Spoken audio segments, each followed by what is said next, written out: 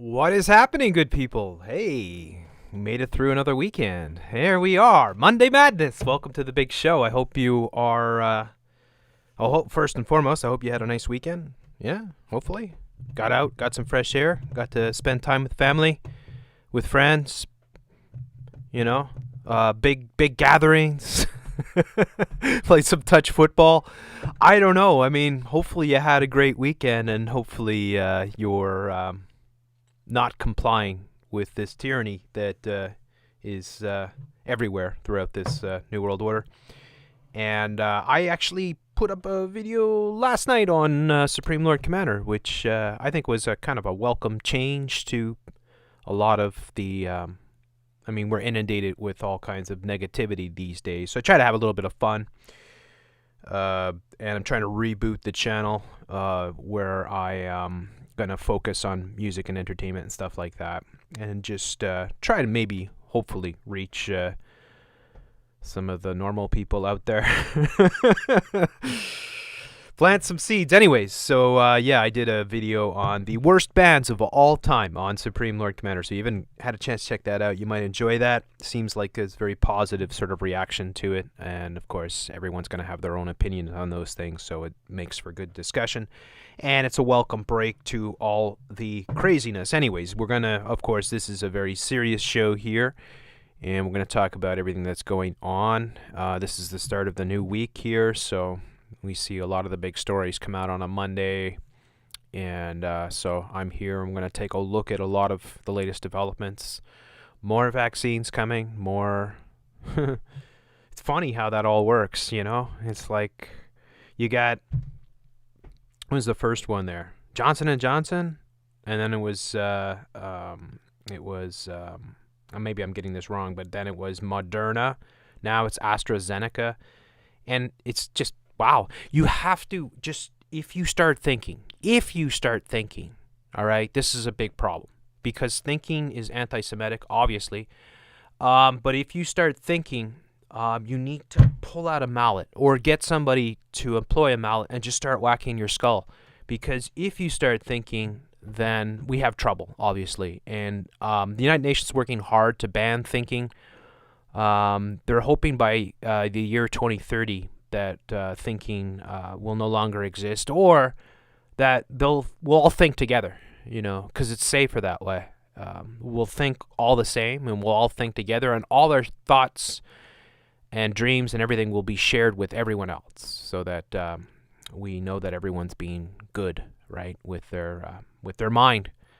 Yeah, if you're thinking, you just think a little bit, and you're like, that's just strange. It's like, so somebody announces that they have a vaccine, and then a few days later somebody else announces a vaccine. Then a few days later after that, somebody else announces that they've got a vaccine. And it's like, yeah, that's, gee, you know, that's funny how that works.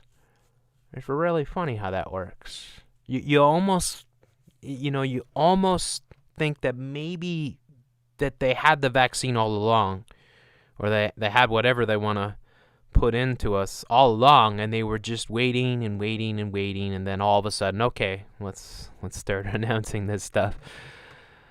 And then they make it look like, well, look, there's all these different wonderful pharmaceutical corporations that have no shady histories and are just outstanding. They care so much about humanity, and they have just been saving children all over the world, and making sure that people can reproduce as effectively as possible. And they're all working to save the world, of course, because they care so much about us all, right? So they're all working to save the world. And they just all sort of happen to get the vaccine in the same time. But it's okay, though. It's good to be dumb. It's okay, right? That's the way, you know, we should just cheer it on. We should just cheer it on. It's all good. It's coming. We're getting our vaccines. We're going to get Melinda. We're going to get Melinda in our bodies. Yeah, going to get some hair on your chest, women. That's going to be nice, eh? And some muscles? Yeah, I don't know. Some women seem to like muscles these days.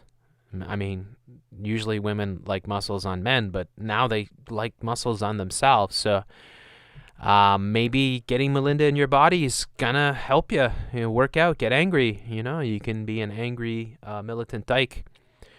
Perhaps. I'm trying to look at the positives. Always look on the bright side of life. All right, so I got to see if I'm coming in here. Make sure. Make certain. Yeah, all right, we're coming in. That's good. And anyways, I should have apologized first when I came in, because I am late today. Typically on a Monday, I try to be punctual. I want to go at 8. I wasn't able to go at 8, so I figured, I'll probably be able to do it at 8:30, but I wasn't quite ready to go at 8:30, so I apologize for making the good folks here wait. I hope you had some good conversations in the meantime, if you were in the chat sort of thing. And I thank you all for being here right now. So yeah, we got a lot of things to look at. This is always a very busy show. So yeah, we better just jump right into it here. I'm going to share my screen. We're going to take a look at some of the latest developments here. Got so many freaking stories and windows. It's quite something. Anyways, so yeah, let's get into it. That around. What do we got here? Leading off here, this is the latest here. ABC News live update. AstraZeneca announces COVID-19 vaccine. So we'll listen in here. Thanks for streaming with us. In today's update, President-elect Joe Biden's White House senior staff is expanding as he prepares to officially announce his first cabinet picks tomorrow. Sources say Biden is expected to name his closest foreign policy advisor, Antony Blinken, as his Secretary of State. Great choices. Great. I like this one.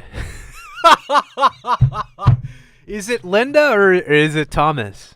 Or can it be Thomas some days and Linda other days? You better wake your ass up. Yeah, ambassador to the UN. Yeah, so Antony Blinken. Looks like a real kosher fella. And Linda Thomas Greenfield. Yeah, ambassador to the UN. Awesome. So Blinken's going to be Secretary of State. It's good times. Good times coming. For sure. He's also expected to name Linda Thomas Greenfield as the next U.S. ambassador to the UN. Meanwhile, more Republicans are calling on President Trump. There you go. Make sure you get Trump looking real sour and make the photo look really gray and awful. And, of course, have him dressed in red, of course, because, you know, the red and the blue. You notice how the anchor here is wearing the blue, of course. Of course, because they want you to cheer for the blue team on ABC. This isn't Fox News. This is ABC. This isn't Breitbart. It's not The Blaze. Those are the places where you cheer for the red team.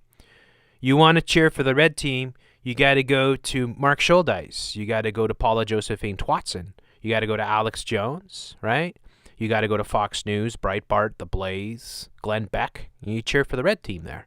But if you're going to cheer for the blue team, well, ABC News, MSNBC, BBC, CBC, they all have BCs in them because they're crap, basically. Anyways, yeah, let's take a look here. The election after a court denied his team's effort to toss out millions of Pennsylvania ballots. Biden leads that state by 80,000 votes. And again, Trump is playing golf, right? So it's perfect, right? They just put all the shots of Trump playing golf.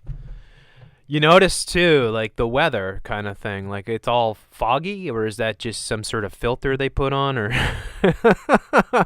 because it's foggy, right? It's his claim to the throne is starting to fade, is the whole rhetoric that's coming forth from the blue team, of course. But if you want to go to the red team and Trump, go to Trump, and Biden and the criminal cartel stole the election, freedom, beer, and barbecues, of course. Yeah, it's a red team. I don't know. Anyways, so let's see a little bit more here. The campaign has now lost at least 30 court cases challenging the election. Millions of Americans are packing airports across the country ahead of Thanksgiving, despite the CDC warning to stay home for the holiday. Oh, well. The TSA reports more than 3 million people passed through U.S. Stay home for the holidays. How ironic is it? Stay home for the holiday. Well, where is home anyways? Like, what is the definition of home? Because a lot of people would consider home to be their families, right? That they're going home, right? To their where they grew up or where they were raised kind of thing. So the irony of saying stay home and then critiquing people for flocking to the airports because, of course, right? And the irony, too, is the globalists have created this world. The global Klaus Schwab and Bill Gates and all these scumbags, they created this world where everyone is living in different cities. Like, this is typical for most people, most families. You usually you don't stay in the place that you were born, sort of thing, because the jobs are elsewhere.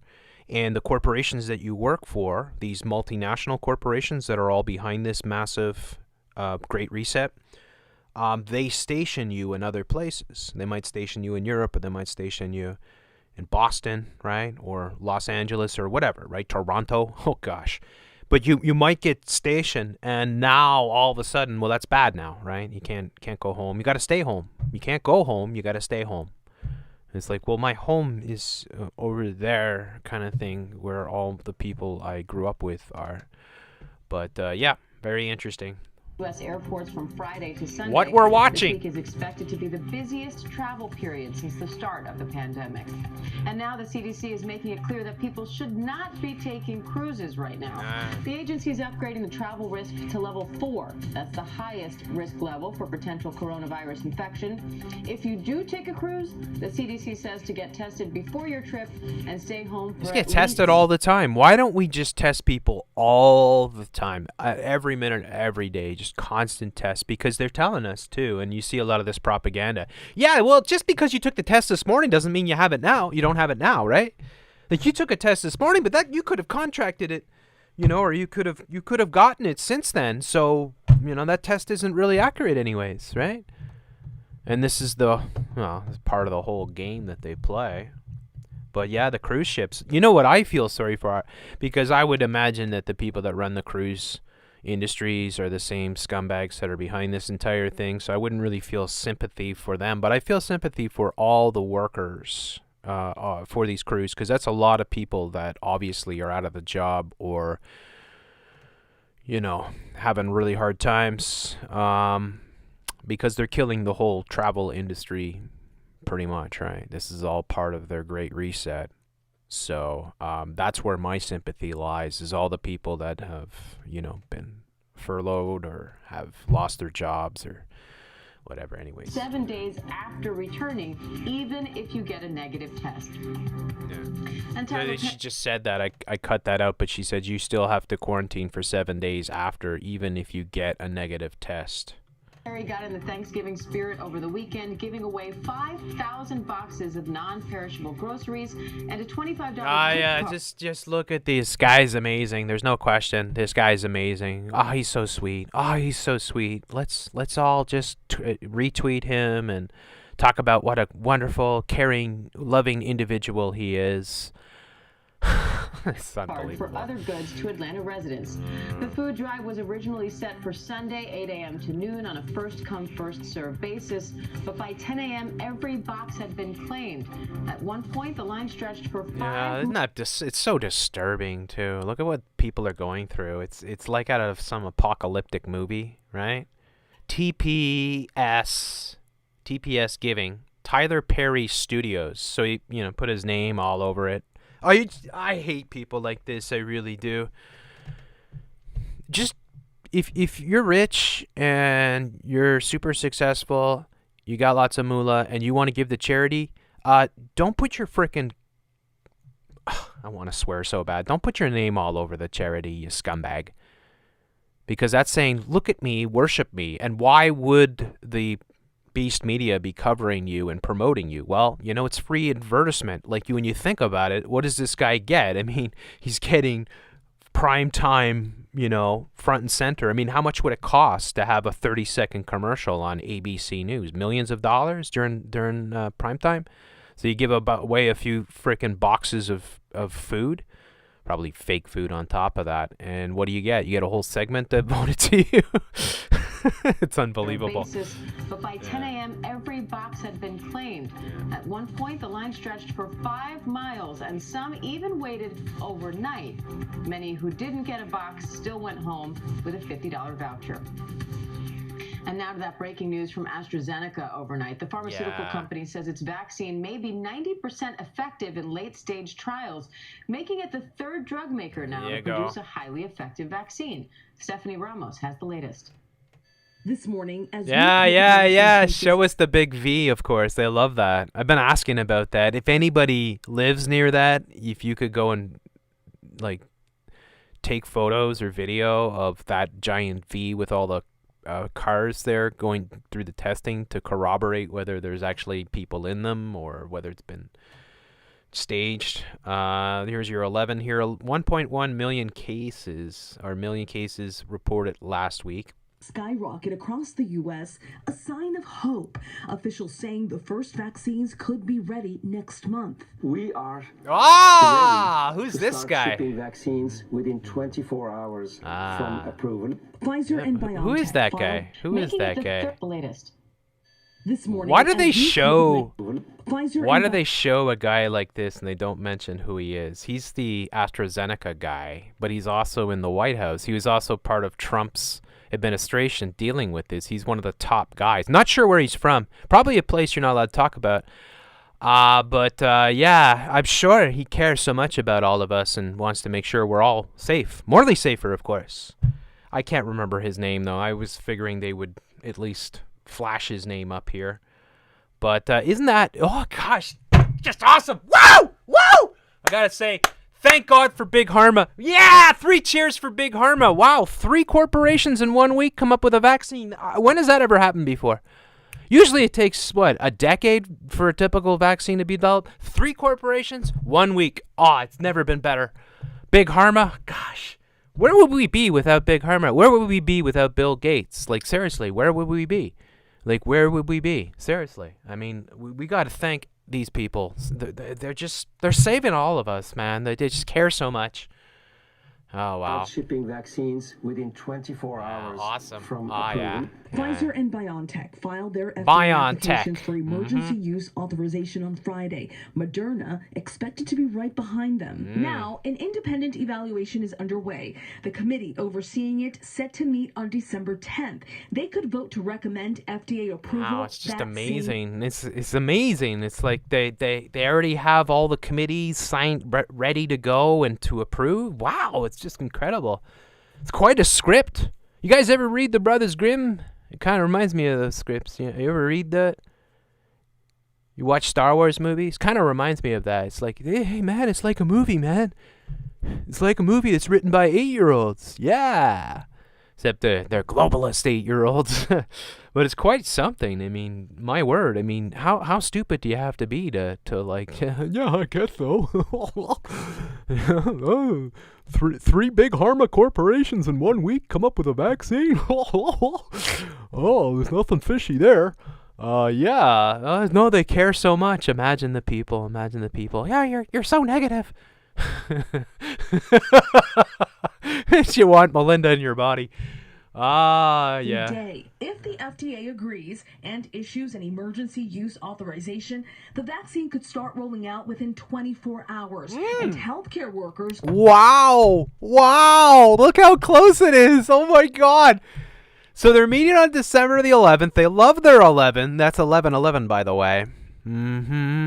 Now, just keeping track, it was 3/11 when it was first announced, and then it was 9/11 where what did they do on 9/11? I can't remember, but there was a big thing that happened on 9/11. Now we're at 11/11 where potentially the FDA could approve vaccinations, which could mean within 24 hours you're going to get Melinda.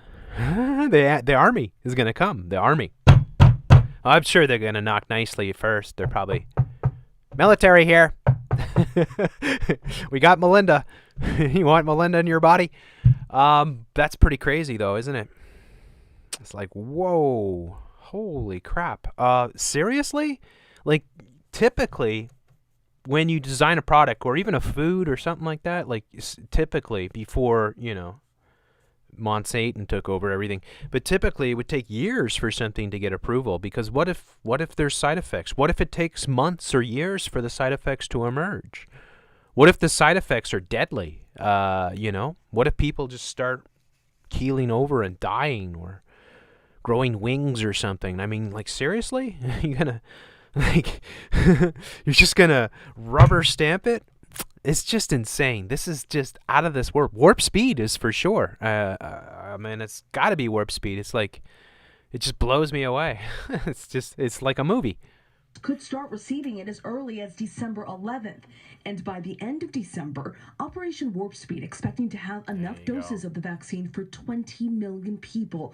By the end of May, health officials say in order for the vaccine program to be effective, around 70% of Americans need to get vaccinated. If you get an overwhelming majority of the people vaccinated with a highly efficacious vaccine, we can reasonably quickly get to the herd immunity that would be a blanket of protection for the country. The challenge now, convincing Americans. The vaccines. Yeah, you could trust this guy. You know what? When I say, who's the most trustful of them all? Mirror, mirror on the wall. Who's the most trustful of them all? This guy comes up. You notice how they don't even put his name here. It's like they've shown him twice now in this segment, and they haven't even put his name up yet. Did they say it there? Reasonably quickly get to the herd immunity that would be a blanket of protection for the country. The challenge now, convincing Americans it's safe. The vaccines have been developed as thoroughly and as scientifically as ever. I've been doing this for more than 30 years. Yeah. Diane, at this stage, See, they still haven't said his name. I want to know his name. Let's see. I'm going to go to the chat here to see. Does anybody know who that guy is? I know TMF has covered him before, and I know that he's part of AstraZeneca, and he's a part of the Moncef Slaoui. Is that it? Okay, let's see if we can look him up here. And just so people know who he is, because if they're going to put his face up and they're going to say, he's going to say all these wonderful things, we need to know who he is. So he's an American, he's a Moroccan-born Belgian-American. Is that what he is? Oh, he's the head of, former head of GlaxoSmithKline. Oh, wonderful. He's a Belgian-American researcher. Really? Is he Belgian-American? I wonder. So he used to head, and now as of COVID-19 pandemic here, on May the 15th, when he officially announced, Trump officially announced warp speed, and Slaoui was named leader of the project, working alongside officer and 4-star General Gustav. Remember Gustav, of course? So, yeah, Trump installed, trust the, woo! Yeah, QAnon, trust the plan. Yeah, Alex Azar, too. What a name. Wow, look at these people. I'm sure these people are 100% trustworthy. There's no question. I can't even believe you people are thinking, negative things about these people. I think that's really awful. You can trust GlaxoSmithKline. And as scientifically as ever. I've been doing this for more than 30 years. Diane, at this stage, health officials don't believe the vaccine will be approved by the FDA for those under the age of 18. But by the spring of 2021, officials say kids, including toddlers, could be immunized. Wow, toddlers! Yeah! Woo! Big Harma! Let's go for the toddlers, man. What about the babies, though? We gotta eat the babies. Yeah, we gotta. So we can inject. How about this? We'll put GlaxoSmithKline and AstraZeneca into the toddlers, and then the babies. Well, we'll eat the babies. We can eat the babies. We can spare the toddlers. Though how about the toddlers can eat the babies? Maybe. I don't know. Just a suggestion. All right, interesting to see the way forward here. Stephanie Ramos, thank you. And with the holidays likely to look different this year, and many schools going back to remote learning, parents might be worried about how all this change is affecting our children. How can we find new ways to celebrate, and how can we help our kids cope?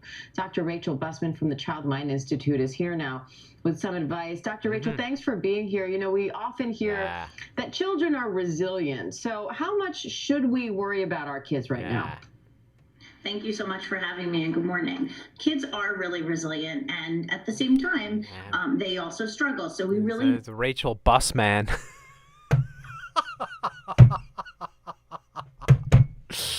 From the Child Mind Institute. Yeah! Woo! Yeah, put on Dr. Rachel Bussman. Man, wow. Anyways, let's move on from this.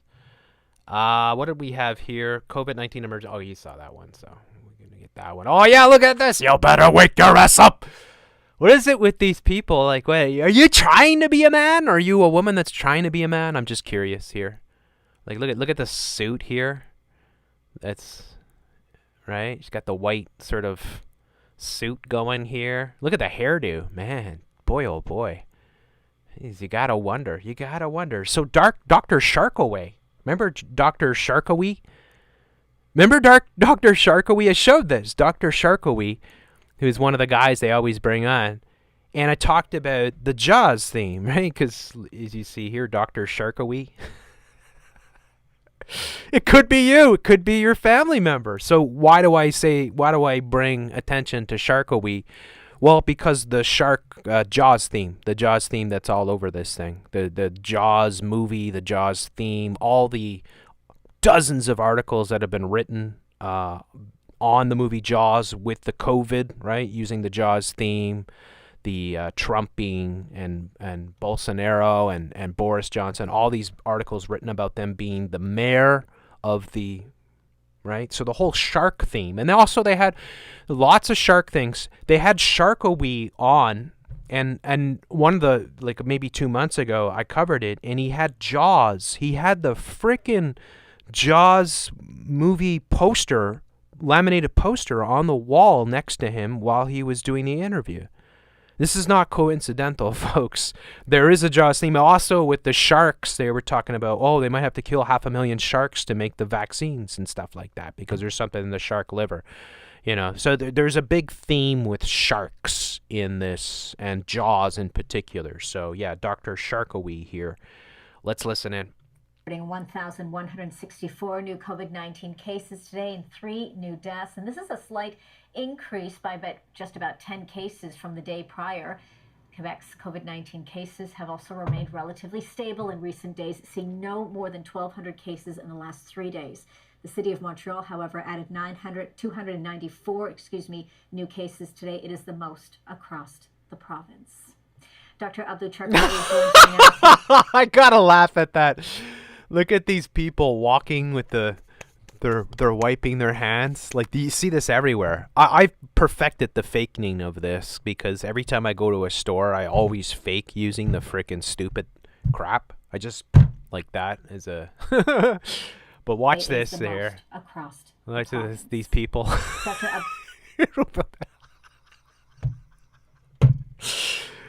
I would be more worried about those chemicals that you're putting all over your body every day than I would be about anything else. Yeah, I'd be a lot more worried about that. The Sharkawee joins me now. There he is, Sharkawee. He joins me from Toronto. Sharkawee, here he is. Yeah, you could trust him. He's a good kosher doctor. Dr. Sharkawee, always appreciate your time. Yeah. Thank you, Angie. Your thoughts on what we're seeing? These two, I mean, they almost look like twins. What's going on here? Across Ontario, it is another record-breaking day, just by one, but still those numbers astronomically high. Yeah, you know, this is a really, it's a dire situation. We keep saying that, but unfortunately, every day seems to be worse than the day before. And, I wonder how that works. I think it's just really important for everybody to recognize that, you know, this is not a statistical aberrancy. This is a situation that is... This is the situation, Rub. Look at these guys. Since when? When is it that doctors every single day, we got to listen to doctors every single day? Wait till I show you some of the stuff that's coming forward. My word, your jaw's going to hit the floor with some of the rhetoric that's coming out, especially here in Montreal. But, yeah, these guys now, they're celebrities. They're on the news every day. Really getting out of control. It's affecting every part of our life experience, whether you're talking about our social health, our financial health, our physical health. But it's not affecting your job and your economic situation as everyone else. But I digress. And, you know, I lost 3 patients in just the last 36 hours. And I can tell you that the toll that this is taking on everyone.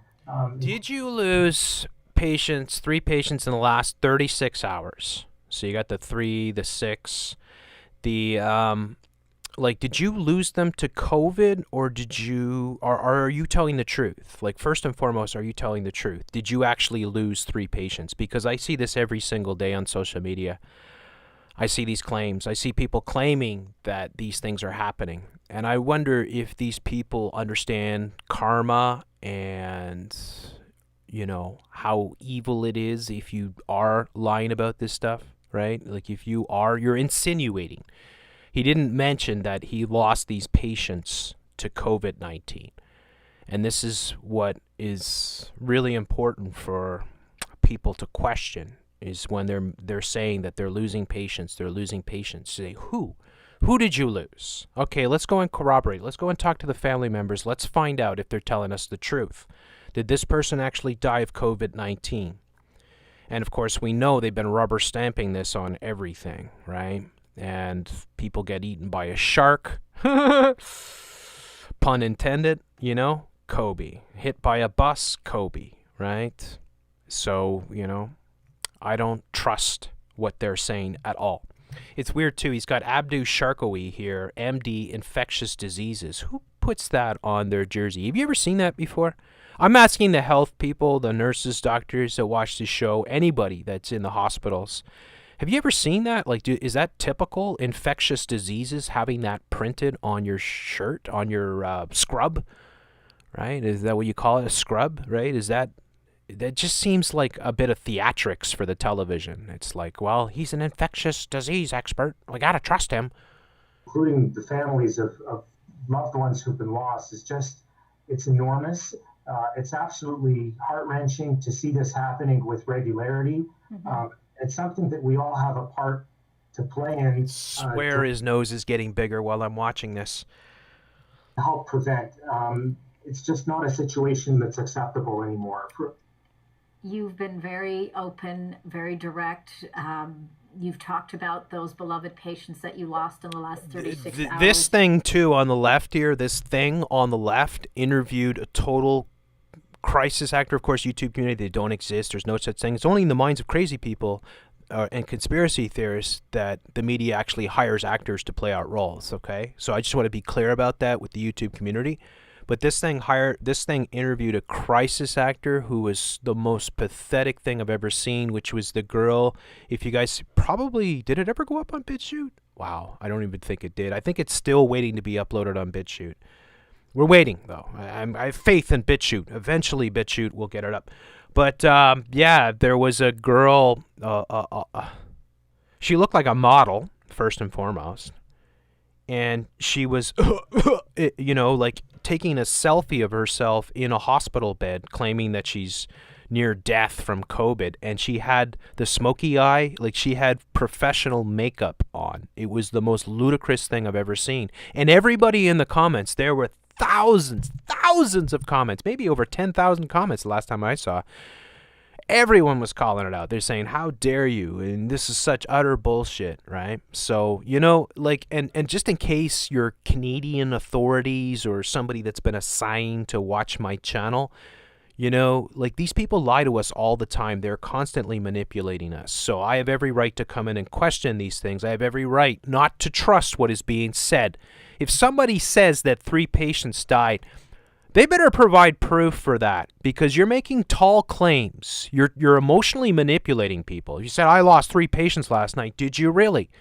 How old were they? What did they die of? Let's get the facts on this, because if you're blowing smoke out of your ass, you deserve to be fired and more. It's just, you know, how heartbreaking it has been for their families, how heartbreaking it has been for you and your team. Paint us a picture, Dr. Sharkawi. As we talked about at one point, hopes that this second wave wouldn't look the way it is now. Paint us a picture here. Talk to our viewers and tell them what it is that you're seeing and why we are at these numbers. Well, I can tell you that the difference between life inside the COVID ward and life outside is night and day. Oh, isn't that funny how that works? And we're not allowed to go in the COVID wards because you guys banned people, because everybody that went into the COVID wards was finding everything empty. So now you guys ban people from entering the COVID wards, and now you're trying to tell us that it's night and day difference. And that if we were to go in the COVID wards, what would we see? What would we see? I want to ask this to everybody out there. Extraordinary claims require extraordinary evidence. If you're going to make these claims, you better have the evidence to back it up. And I'm not talking the bullcrap scripted garbage that ABC and CNN and everybody else does on a daily basis. I mean real cold hard facts. People should be checking every one of their hospitals, wherever you are. If they're saying there's a spike, or they're saying it's full, or or if they have crying nurses or that can't draw tears and they're doing TikTok videos or whatever, and they're making these claims, go and check for yourself. Go and check. Go and find out. Get in there and find out, because we need to know the truth. The world needs to know the truth about what is really going on in our hospitals. This is what we should all be demanding. Because if they're going to shut us all down and they're going to shut down the entire economy and squeeze and destroy whole industries, which is exactly what's happening. And, of course, we all know with the Great Reset, we all know Agenda 2030, we all know Event 201, we all know all the planning that went into this. We all know about Build Back Better. We all know about these things. We know about these things because we've been showing them for years. We've been showing the whole thing being played out, sort of thing. So, you know, this is where we're at this point in time, where they're going to say these things. The question is, how many people are going to believe this? The problem is the difference on YouTube is not the same for the people that watch it on their television. The people that watch on their television are extremely stupid people, first and foremost, and they need to be told that. Secondly, they don't tend to use critical thought. One of the benefits of having a platform like YouTube, even as censored and horrible as it can be, is that you can go to the comment section and you can get alternative points of view. So you might be watching something and you might buy it hook, line, and sinker, and then maybe you'll go down and say, no, you'll read a few comments and people say, no, wait a second, they're lying about this, they're lying about that, or look at this moment, or they said this, and then they backtracked on that, and stuff like that. This is the problem with television, is that there's no alternative opinions that are ever allowed to be voiced on anything that is being pushed, any of the propaganda, of course. You know, the COVID ward is it's a place of desolation. It's a place of quiet and an eerie sense. So it's a place of desolation and it's a place of quiet. I wonder why it's a place of quiet. How quiet is it? Would it be quiet if they were overflowing? Like, seriously? That's an interesting choice of words to describe it. If the hospitals are really overflowing, then how could it be quiet? And he did say very quiet. It's a place of quiet and an eerie sense of quiet, where there's very little in the way of human contact and connection that patients would ordinarily have from their family and from their loved ones. Because patients are in individual rooms, they're isolated in the truest sense. And, you know, being able to just spend a few days meeting some of these people and hearing their stories and forming a bond with them, it's incredibly painful to then lose them, sometimes very suddenly. For me as a healthcare provider, for members of my team, to see that happening it's absolutely heartbreaking. You know, when I go through that and I see that, and then I see parking lots that are full outside of malls because people are trying to beat the Christmas holiday rush before a lockdown to get a good deal on an item, it's really hard for me to reconcile that and understand that there's these two very incongruent realities. I can't believe this. Honestly, you're such a son of a bitch that you would actually say that. So you scumbags are all working, you're on television every day, and you're promoting this fear, and you're telling people that are dying, and you're saying people are dying left, right, and center. You lost 3 patients last night. Sounds like a tall tale to me! And then you have the gall to come out and slam people for doing their lives. Parking lots being full. Gee, I wonder why. Why do you think parking lots are full? Because people have lives. People have jobs. People have to eat. People have to work. Not everyone's a doctor. Shilling for the CTV. So don't you go slamming people for going on with their lives. Because I bet you have a nice car and a nice pad. Maybe you have 2 cars. Maybe you got a summer home in Muskoka. Right? I bet you got a lot of nice things. You probably got a smartphone. You probably got an iPhone 11 or whatever the latest one is. Do you have a wife that likes lots of things? Does she have lots of clothes? Does your wife have a big shoe collection? Because if you're going to come in here and you're going to slam people for doing their lives, that's pretty low. What makes you more important? And they say essential workers, and they're saying this all the time. Oh, yeah, essential workers. Essential workers. Like, the average person's job isn't essential to their existence and to their family. God, these things make me angry. COVID is not an abstract phenomenon that's out there somewhere that we talk about on the news. It's everywhere. This is somebody's family member that I am seeing, and I'm pronouncing as dead after I talked to them and spent some quality time with them days ago. This is real, and we all need to, really understand that this is something that affects each and every one of us, and we're not immune to it, and it can end up in our doorstep and in our own families. And we've got to own that level of caring and compassion and commitment so that we don't take these things for granted. We don't leave our homes unless it's absolutely necessary. There you go. Don't leave your homes unless... Where the F are you? Well, you're outside of your home. I'm assuming he's in his office at his hospital. But everybody else has to stay home. What about all the people that have to work? Oh, no. They're not allowed to leave. And then again, when you think about it, let's I mean, how does the economy work, right? I mean, you could say a lot of things about capitalism. People can come in and criticize and say, yeah, it's people buying useless products and whatever. But it's also people working, right? And people getting paid.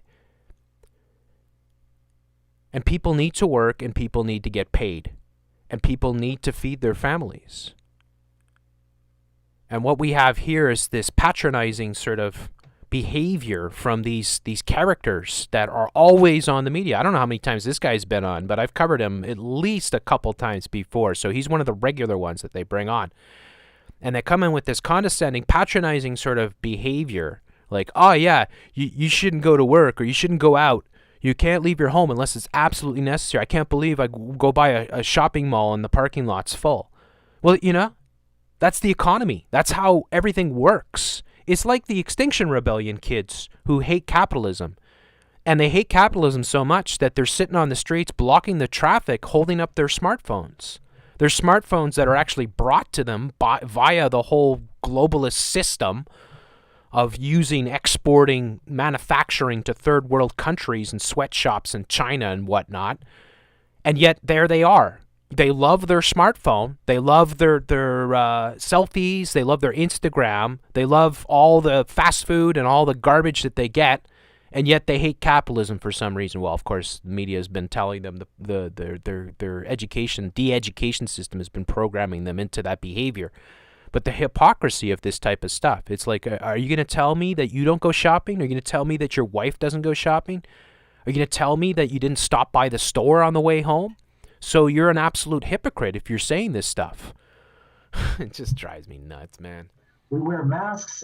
We don't take anything at all for granted because... And everybody's been wearing the muzzles and nothing has changed. In fact, it's gotten worse. So if everyone's wearing the muzzles, according to your stats... And the stats keep going up, and yet people are being more muzzled than they were before, and everyone's forced to comply. It's not like you have a choice. You're forced to comply. So all your regulations that you have brought in have not at all stopped this, whatever it is. In fact, it's accelerated. It could be your family member, and that's a tragedy we need to prevent. There you go. It could be your family. Necessary. We wear masks. We don't take anything at all for granted because it could be you. It could be your family member. And that's a tragedy. Look at this. I mean, it's a media. How awful is our media? How awful is our media? I mean, how do you describe it? Like, what is it? It's propaganda. It's not, this isn't journalism. You're not cross-examining somebody. You're not, you're saying, wait a second, what are you saying about this? Wait a second. No, you're nodding along. You're going along with the whole script. Wretched. And honestly, it's criminal what we have going on here. It's really something. Anyways, I'm going to get so angry. I got to move on from this. Here's Quebec City, I believe. Coronavirus new restriction. Actually, this is Montreal. What am I saying? I should know that. That is the Notre Dame Cathedral in Old Montreal. As we head into and you notice it's interesting that they have the purple stars here. Purple is the color of the New World Order, if you don't know. holiday season, many provinces are imposing new restrictions to curb rising COVID-19 case numbers. The so-called bubble in Atlantic Canada is starting to pop. Newfoundland and PEI are both pulling out of the bubble. Look at the stuff they do here, where they've got like the arts. They have like a monument here. I think this is St. John's, Newfoundland. I'll just take a guess. It's St. John's, Newfoundland. Just judging by the colors here, it's quite lovely there. And they got the frickin' busker here with the face mask on. Well, how long before they actually come and permanently put it on each statue sort of thing, right? Each individual, because they want you to buy into this. For at least 2 weeks beginning Wednesday, meaning anyone who Look at that. Look at the NWO just unfurling right before your eyes. Rainbow crosswalks. Mind control of the New World Order. Depopulation agendas. Agenda 2030.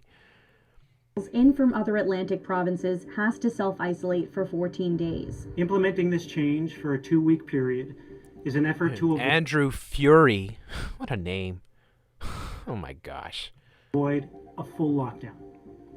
For weeks now, we have watched as the second wave of COVID-19 has gained traction. Reading a script, if you can't tell, of course you probably can. And built momentum across the mainland.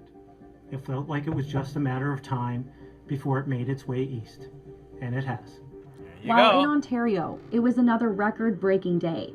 1,589 new coronavirus cases and 19 deaths. And Premier Doug Ford says a vaccine will be available to Ontarians in January 2021. We will get vaccines to every part How of the the hell would you know? How can you say that? Of course. How could they? Well, if it's a script. So you're going to guarantee that vaccines are going to be available in January in Ontario, even though technically none of the vaccines that have so far been developed have been properly tested or approved. Sure screams of a script to me, folks. When they are ready. And then why is it sometimes these jokers, this is Ontario if you don't know, this is the Michelin Man, Doug Ford, the hash king of Etobicoke. And sometimes they've got the muzzles on, and then sometimes they don't. It's like a game. It's like, okay, today we're wearing the muzzles. You know, these two people aren't 6 feet apart. They're like right next to each other. So, you know, you guys are you're such hypocrites. And look at the long face on the health minister here for Ontario. I'm so sick of seeing these people. We will get them to our seniors, to our frontline workers, to every person who needs one in this province. He's appointed former General Rick Hillier to lead the vaccine rollout.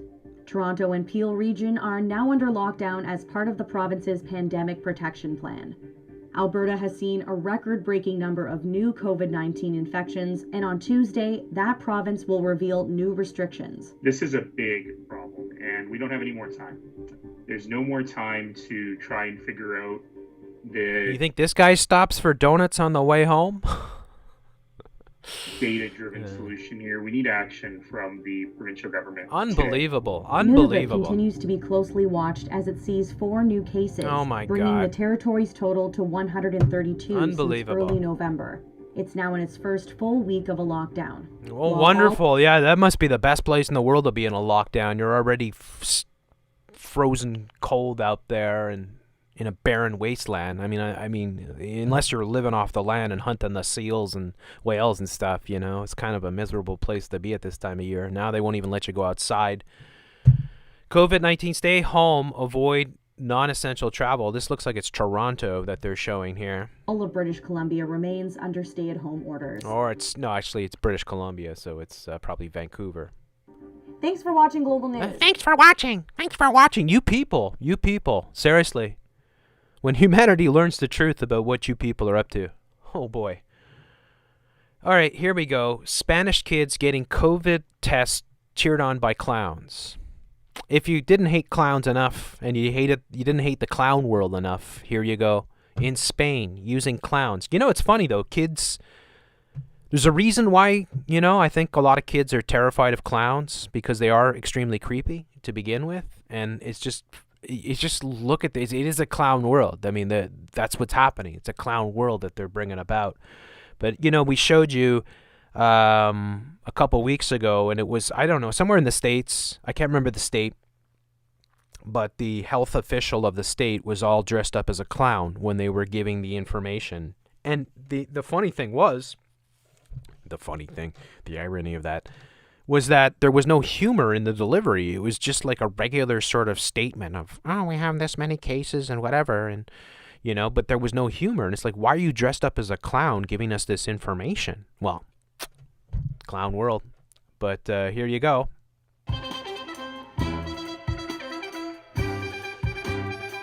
Yay! Come and get your brain tickler! Come and get your brain stabbed! Come get some Linda in your body.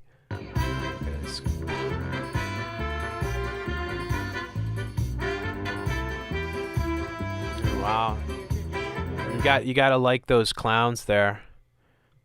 So you got what's going on. Look at this. And there's imagine how awful this is for the kids, right? They're doing the brain tickler. And you've seen the brain tickler, right? It's awful, right? So many people say it's like the worst thing they've ever experienced or whatever. It's horribly painful. But look at these clowns. So one's got a ball, the other one's got one of these juggling things, and they're throwing them to each other. Like, it's like the worst clowns ever. There you go. Yeah, wonderful. Unbelievable.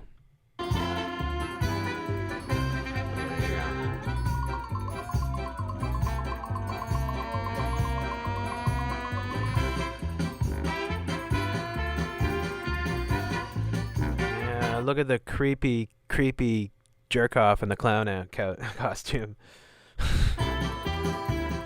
RT, man, RT. No, RT, man, RT. You could trust the Kremlin cube here. Wow. All right, let's move on here. Trump supporter charged with assault for forcibly breathing on protester. Now this. Probably play the same thing on Breitbart. They just use different editing. But look at this turd here. Scripted garbage here. Get away from me! No, do what you want. Get away! I'm not in anybody's face. You are in my face, and you don't have a mask. You need to back up. That's assault! That's assault. That's assault. Breathing on people is assault. We showed this, though, way back in, like, February, where they started saying that coughing is illegal and that people that coughed in public were getting arrested around the world. Somebody coughed on vegetables, so they had to throw out the entire produce section at a grocery store. You guys remember this? I think it was like right at the beginning of this whole scamdemic thing. But this is just more scripted. It's completely scripted. These are probably actors playing out their roles. As you see, he's got the Trump, and it's made so that his sweat jacket is not covering up anything. So you know this is the Trump tard, right? You know right away this guy, there's no mistaking him. He's MAGA. And he comes right up in the face and does his thing. That's assault! That's assault! Breathe on you! That's assault! That is assault. Depends what he had for lunch. Yeah. The incident occurred. This is one of the worst channels in YouTube. It's called Now This News. I can't even tell you. These people should all be arrested. This is total scripted bullcrap, New World Order garbage news. Can't stand news. Not news. Propaganda. The incident occurred outside the Trump National Golf Club.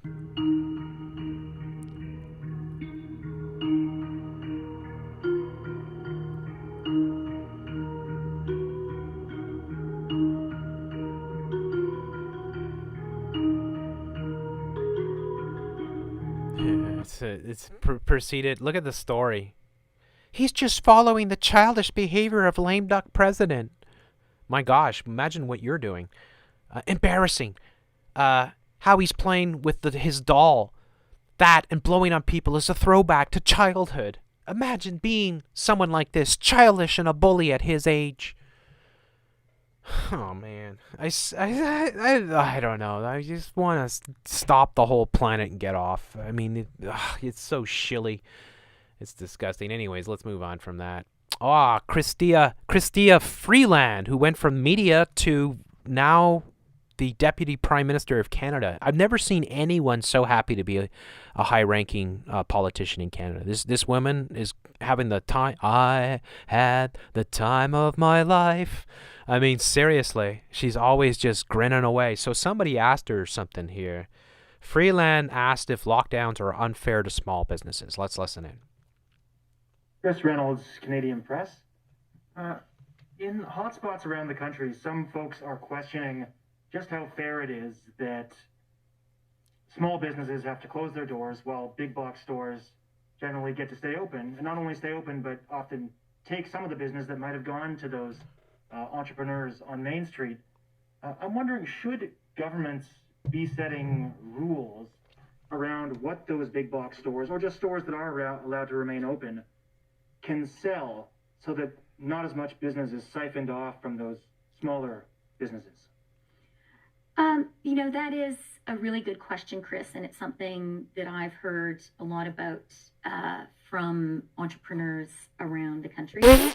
As you know, decisions on lockdowns and public health orders are made by premiers, they're made by mayors, and they're made by public health officials at the local level. Yeah, you guys got the whole script is the same around the world, and then they want you to think, it's made by, mayors and premiers, but you're all following the script that's coming from the United Nations. It doesn't matter anyways. They're just going to do a typical politician answer where they dance around the question, but the question isn't even proper anyways, because the question should be, how is it fair that you're locking down all these small businesses while these giant frickin' corporations are making off like bandits? How is it fair that you're killing the restaurant industry and all the gift shops and everything else, cafes, the bars, everything's being killed?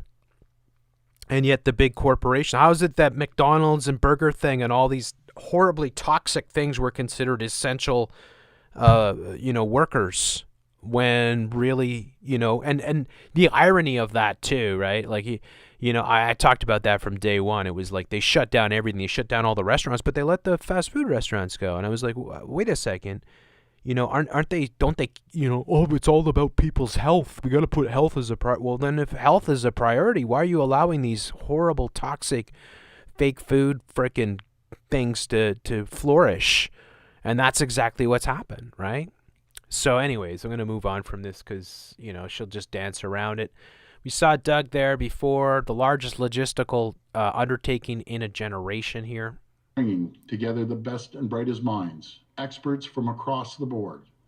This is going to be the largest logistical undertaking in a generation, and we need an expert in logistics. We need a general in charge of this massive undertaking. Yeah. That's why I've asked General Rick Hillier. It's interesting too to see. Look at the sign language person. I know I'm using my cursor. I don't think you guys can see my cursor here, but if you look at the sign language person, they're actually making injection things. Like they're doing injection things with their fingers, sort of thing. And it's like, no, he's not talking about injections. So what are you saying there? It's really bizarre. Let's put that back. And she's like cocking a gun here, as you see. It's like, okay, let's listen. We need a general in charge of this massive undertaking. That's why I've there. asked General Rick Hillier to chair this new task force. And he has accepted, because we need military precision. We need the discipline that only a general can bring to this task. General Hillier is a Canadian hero. Yeah, sure. I guess so. You're telling us. I mean, yeah. I guess you're a hero too. Everyone's a hero. Is the sign language person a hero? Previously served as the Chief of Defense Staff for the Canadian Armed Forces. He was a commander of the NATO-led forces. So this same narrative from Operation Warp Speed, and the same narrative in Canada, and the same narrative in UK, and probably all the other countries. I haven't really checked how all the countries are doing it, but the narrative being it's going to be the military that we're going to put our trust in. The military is going to give out the vaccines. So the military, and from day one, They brought in the military from day one that this whole thing started. It was with the military. So it is in many ways a military operation that's underfoot here. So now we're seeing how, they're coordinating the whole thing. During the war in Afghanistan, he also led 15,000 members of the Canadian Armed Forces to help Ontarians and Canadians after the 1998 ice storm. And now he will bring that same leadership and that military... He helped some people on ice storm. So I guess he's a hero. He helped take care of some poppy fields in Afghanistan. Hey, I love it when they try to tell us, he served in Afghanistan. It's a war hero. What? What the hell has Afghanistan ever done to Canada? Why on earth would we be fighting Afghanistan? Yeah. No. Just shut up and buy a poppy. Shut up. Seriously. Mask up. Muzzle up. Precision to this new task. On behalf of all Ontarians, I want to thank General Hillier for his service and for agreeing to take on this challenge. The task force will leave no stone unturned. We will pull out every single stop we have to get ready to get this vaccine distributed.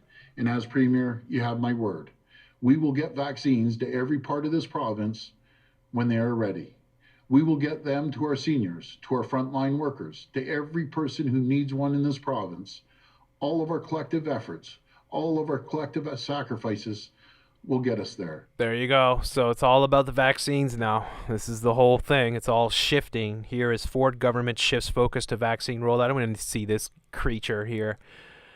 Caught this little one here. Tom Green to Joe Rogan. I do Walmart curbside pickup so I don't get the virus. Let's listen in. I've done a few, curbside pickup at Walmart, and I've got oranges. So I've got oranges. Oh, so you won't go inside? Yeah, not really trying to not to go inside. I have gone inside a couple of times, admittely. You're nervous about going inside? You wonder how a guy like Tom Green ever becomes successful. I have no clue. No clue. It certainly isn't anything to do with his Walmart. I did do it once, yeah, because it was late and I was quite hungry. But you're hardcore with this fear of the virus. I'm not sure how. Yes, I am. I am sure that I am. But yeah, there you go. I am sure that I am. All right. Helping kids cope with COVID-19, of course. I'm going to skip this one because I'm a little bit behind with a lot of things that I want to show you. But the whole thing with the kids is very important. Did they bring Lester in here? Oh, it's this creature. We saw her before, so that was part of the big thing that we showed. But they're targeting families. It's interesting. Like, look, I'm never going to say anything is wrong with every sort of thing showing a black family or a interracial couple or whatever, but it's always the agendas front and foremost. It's always Black Lives Matter and everything else that is being shown with everything. And you got this thing here. You better wake your ass up.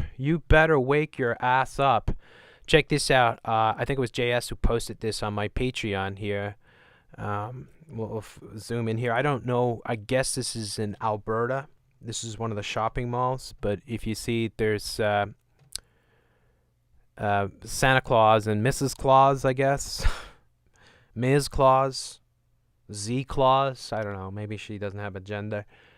But, of course, they're masked here. Just more of your programming to go everywhere.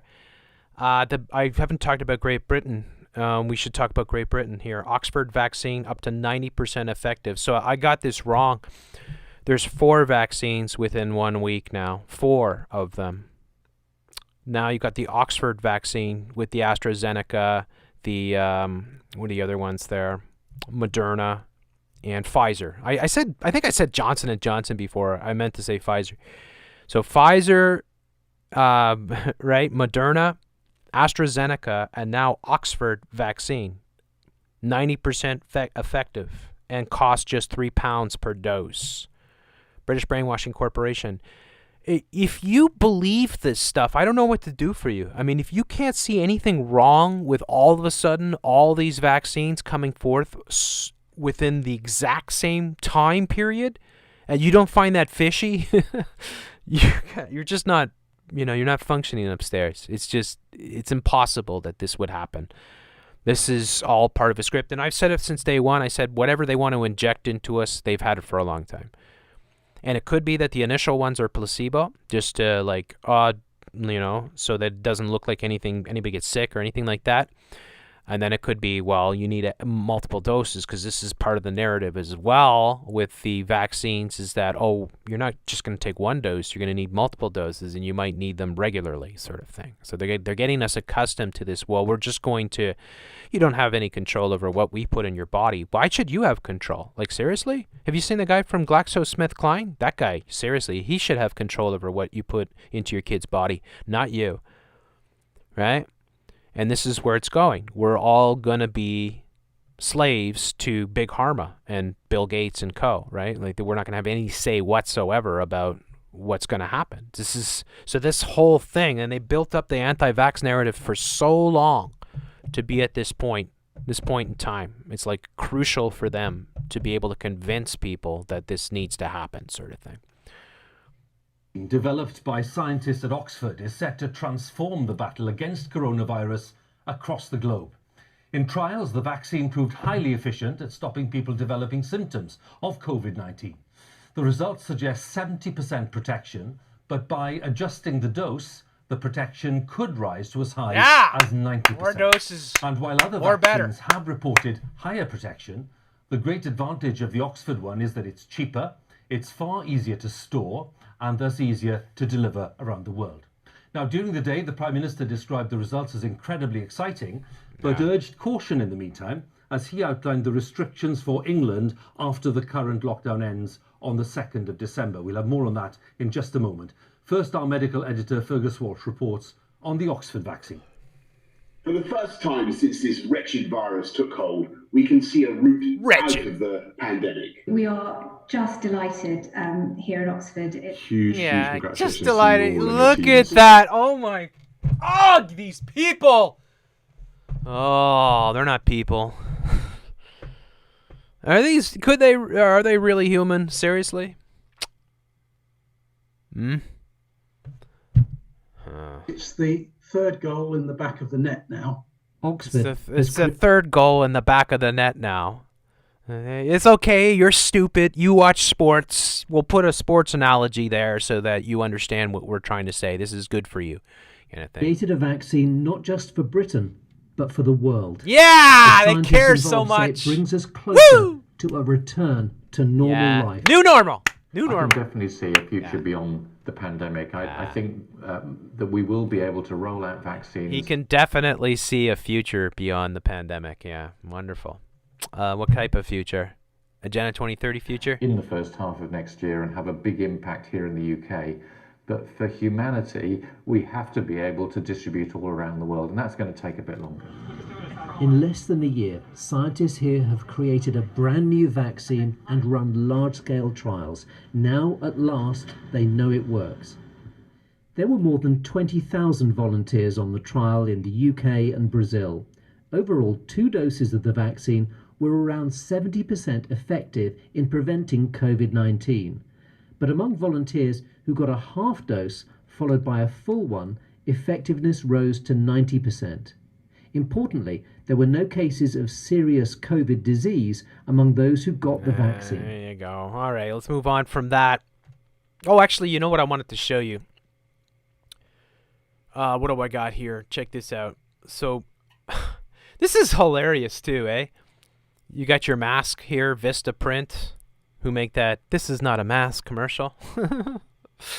But check this out. Britons who test negative for COVID-19 twice in a week are set to receive Freedom Pass. Yeah! Woo! Freedom Pass. Yeah, the government's going to give you a Freedom Pass. Freedom Pass. Under a government scheme that will allow them to live a normal life. Gotta like this here. Ad block here. Now, in the past, I've gone to Daily Fail, right? This is the Daily Fail, the Daily Kardashian. And there would be like 133 or 166. There was 430 something ads that I was blocking with my ad blocker. 400 and something. Can you believe that? I mean, can you fit more ads in? Sophie Richie models another string bikini. I mean, this is the type of crap, the Kardashian realm, that they want you to buy into. And look at this latest holiday gifts. Like, what is this thing here? They got your mail and your telephone on your finger. It says fit. Yeah, awesome. Yeah, nanotech or transhumanism for the win. So Britons are said to be given COVID freedom passes. You got to love government. Woo! Government. Yeah. Woo! I think it's best that government decides on our freedom and gives us passes for freedom. Freedom passes. So that if we get Melinda in our body at least twice a day, we get a COVID freedom pass and we can go watch the mind control of the New World Order.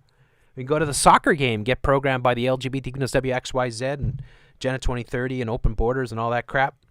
COVID freedom passes. The details of the scheme, I like the way they put that. It is a scheme. That's really something. Are still being ironed out. They're still being ironed out by officials in Whitehall who hope it'll allow the country to get back to a new normal next year. To earn the freedom pass, you got to earn it, folks. People will need to be tested regularly. The brain tickler for mornings, lunch, and dinner. Brain ticklers, yeah. And provided results come back negative, they will be given a letter, card, or document that can show to people as they move around. Wonderful. Governments are going to decide where you're allowed to go. Gotta love it. Yeah, man. Awesome. Governments are the best, you gotta say. And the certificate would be stored on a phone according to sources and would allow people to live a relatively normal life until the government's vaccination program gets up to speed. And then, I guess, I don't know, it would even allow Britons to get away without wearing wow! Oh my God, I love them so much. I love government. Woo! Yeah, government. They would even allow you. They're so magnanimous. I mean, how do we deserve this stuff? I mean, what have we done to deserve freedom? What have we done, right, to deserve to be maskless? Like, seriously, it's unbelievable. It would even allow Britons to get away without wearing a mask. It is thought. And visit family and... Oh, that's the best. I can't... Government! Yes! Yes! Oh, it's so good. Government will even allow us, if we get Melinda in our bodies at least a few times a day and we get the brain ticklers done all the time, government may even allow you to visit friends and family. Oh, yeah. I mean, God, you gotta say, yeah, man, governments are just the best thing ever. It's just a wonderful, wonderful, wonderful world. Oh, wow. A source told the Telegraph they will allow someone to wander down the streets, and if someone asks them why they are not wearing a mask, they can show the card or a letter on the app. If it comes after former Health Secretary Jeremy Hunt threw his backing behind the Freedom Pass concept. Again, it's just like the COVID pass and everything else. They just rebrand it for different regions. It's all the same crap, and eventually it is your quantum dot tattoos. His proposal suggests far less testing. However, with calls for Britons to be tested just once a month before given their certificates. The former health secretary has called on ministers to come up with proper incentives for people to get tested, self-isolate, and receive a vaccine. Unbelievable. Unbelievable. It's unbelievable, folks. Wow. Oh my gosh. Wow. I don't even know what to say. I'm speechless. Okay, let's go to these two here. COVID-19 long hauler describes long-term health effects of virus. So this is Jeffrey Friedman. Are you a freedman? A freedman? Are you a freeman or a freedman? This is Jeffrey Friedman, and he's a COVID-19 long hauler, and he's describing the long-term health effects of the virus. Friedman, and this is my husband, Jeffrey Friedman. And I'm the COVID survivor. You are? What's it been like? A real eye-opener.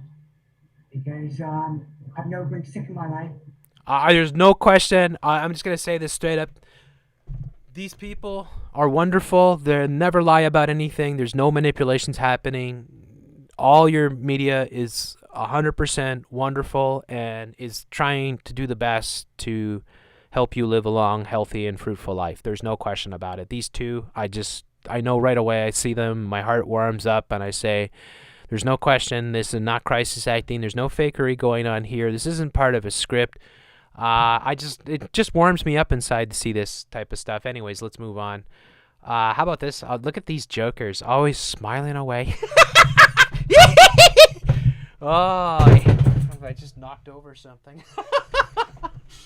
Oh boy, what did I knock over? Holy crap. No. My speaker.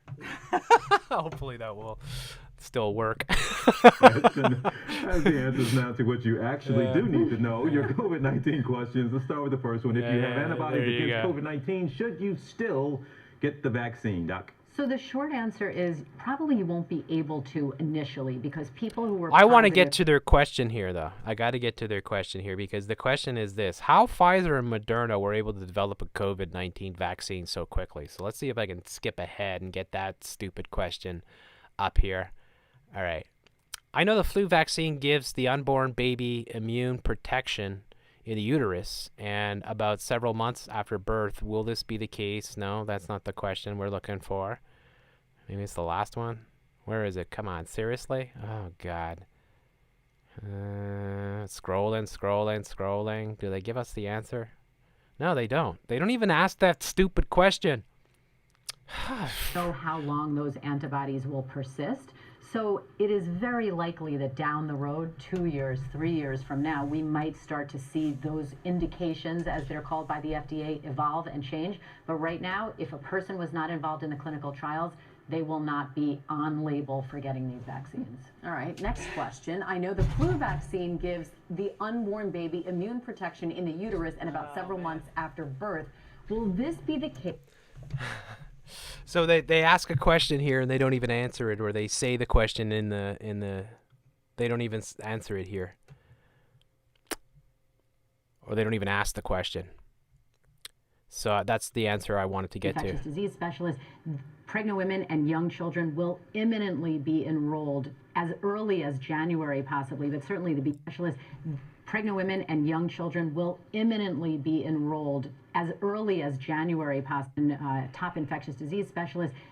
Pregnant women and young children will imminently be enrolled as early as January. So in speaking to vaccine developers and top infectious disease specialists, pregnant women and young children will imminently be enrolled as early as January, possibly, but certainly. Wonderful. Wow.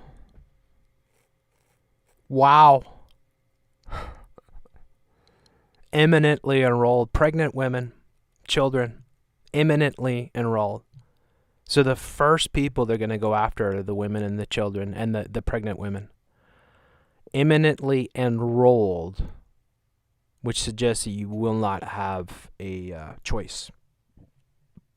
Imminently. So this creature here is she's allegedly, or according to the script here, she's the one that discusses these things with, she's the expert that they bring on that corresponds with the top officials on what's going to happen here. Anyways, that sound, I don't know if you heard it. When I hit the table, it actually knocked over one of my speakers. And it I gotta be careful, man. I might split the desk here. England lockdown to end, but with strict new rules for more areas. So the lockdown is to end, but there's gonna be strict new rules for more areas. Does that make sense to you? The lockdown is going to end, but there's going to be strict new rules for more areas. That's the title here. England will end next week, and then there'll be a return to the 3 regional tiers of restrictions. The details will come on Thursday, but there's already a warning that more areas will find themselves in that highest tier. The Prime Minister said that in all areas of England, the rule of 6 returns. Rule of 6. After 6, 6 people 6, 6. will be able to meet outdoors. And all shops and gyms, swimming pools and hairdressers will be able to reopen. In tiers 1 and 2, pubs and restaurants will be open but have to shut by 11 p.m. So again, all these things, it's the same everywhere, right? It's not exactly the same, but it is the same. They don't make it exactly the same because that would be too obvious, but they do the exact same things. So look what's happened in Rainbow Unicorn Land. It started off, and it was Quebec. It was Quebec, really. That was the epicenter. Montreal, in particular, was the epicenter of the whole outbreak, right? Then it was Ontario and Quebec. Now, it's still Ontario and Quebec, but now it's Alberta, British Columbia, now it's Newfoundland. Now all these provinces that were relatively free before are all getting the exact same treatment. They're getting the red zones, they're getting the lockdowns, they're getting the restrictions, and this is how it works. And when they do this, they're getting you acclimatized to this. So when we think about Agenda 2030, which the Great Reset, which is what this is all about, right, in case you're confused, they are going to do a complete transformation of our world. So these disgusting puke billionaire scumbags who run this new world order want to impose a new world order upon humanity. And what that entails is a top-down control on every element of, or every facet of life. Like everything. Education, healthcare, right? Economics, right? Business, agriculture, schooling, right? Of course, women, feminism, of course, and everything else, right? Everything else, they want everything to be like in a pyramid structure, that everything comes from one source, basically. So what they're doing is they're acclimatizing everyone to all the restrictions. They're getting you used to the restrictions because restrictions will be the norm in the future. And how this will go out, this is stuff that we've shown going back to when I started doing this type of work. So when I started doing, say, Free Radio Revolution back in 2012, early 2012, we talked right away about Agenda 21. And Agenda 21, which is Agenda 2030, well, Agenda 2030 is just one chapter of Agenda 21, but Agenda 21 is the agenda for the 21st century. And they talked about how they were going to restrict everybody from, living the lifestyles that they traditionally live, and that people would get acclimatized to all the restrictions, sort of thing, that they would incrementally roll them out and get people used to them. And so your smart meters was one of the first things that they brought in, because this is all tied to what they want to accomplish. Like, you will not be able to produce your own food. You will not be able to buy your own food. You will be given credits. You will go to depots, or the food will be brought to you. And it will be not the food that you, what we would call food, basically. It would be plant-based, lab-grown concoctions. And you would be allotted rations. And so they're going to get people used to the ration thing.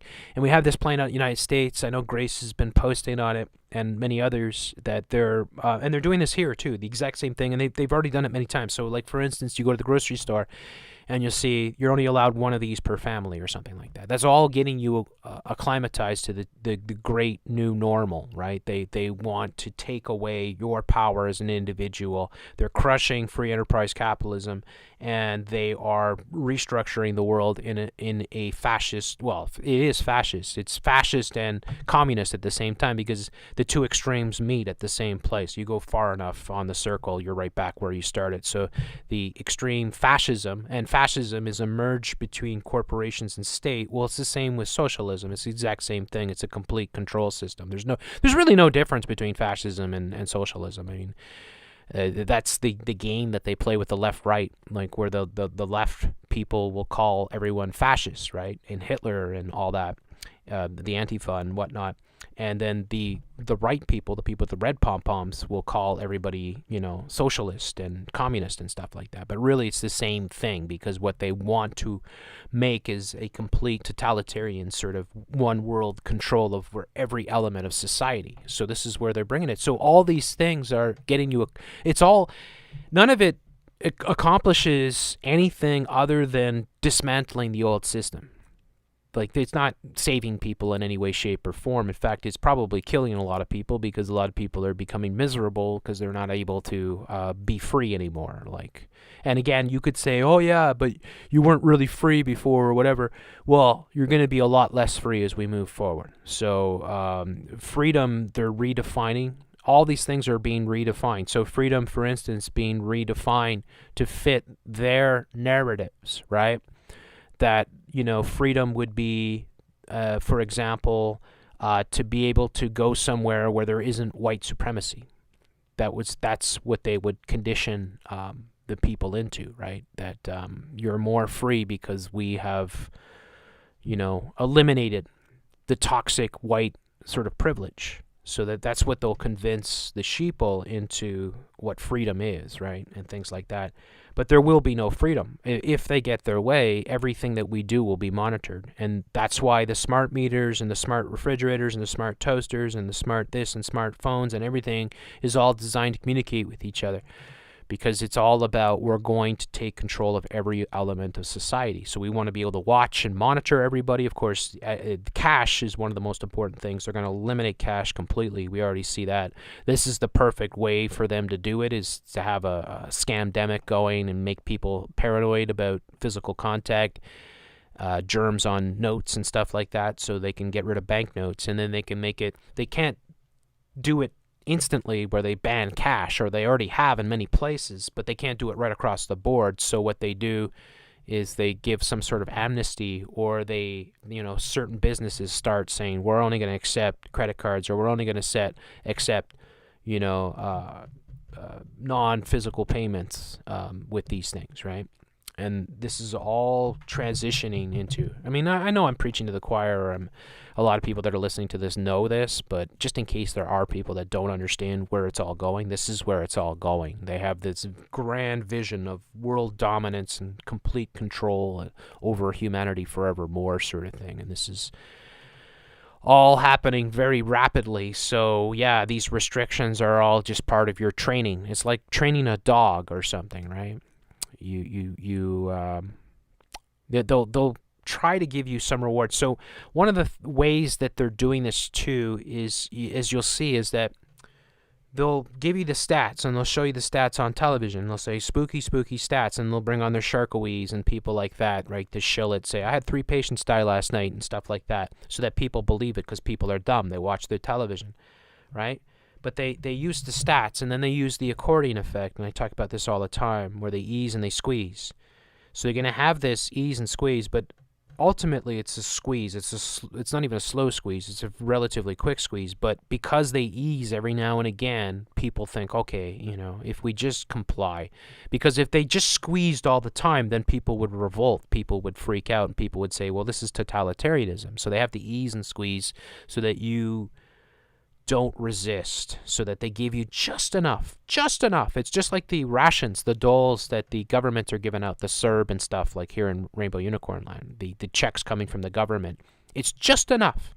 It's just enough to keep you in check, just enough to give you enough to get your groceries, get a few things, pay your bills and whatever, but not enough to give you any freedom or comfort or ability to extract yourself from the system. It's just enough to keep you exactly where they want you, where they can whittle away at all your rights and slowly transform everything around you, and transform you, most importantly, into a global citizen.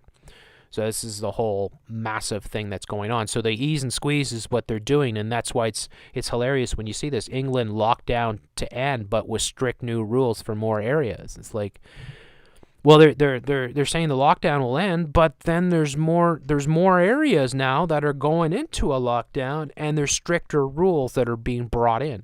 So the rules get stricter every time they bring in a lockdown. Now all of a sudden, and then they get you into the lockstep because you've already been through it. So it's like training a dog, right? You train a dog. Anybody that's trained dogs or cats or whatever animals, right? You have to. There's a way to do it. Dogs are actually smarter than most humans than we give them credit for, because they won't do stuff unless you actually reward them, right? So if you want to train a dog, you actually have to give it what it wants every now and again to keep it doing.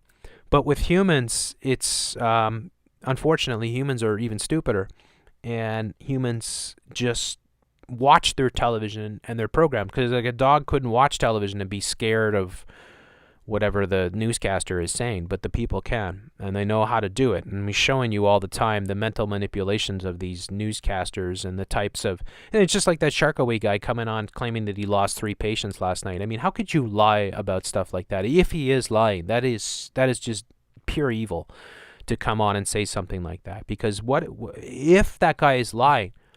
Then he should almost be arrested for what he's doing, because you are putting fear into people and you're pushing lies to push an agenda, to push totalitarianism.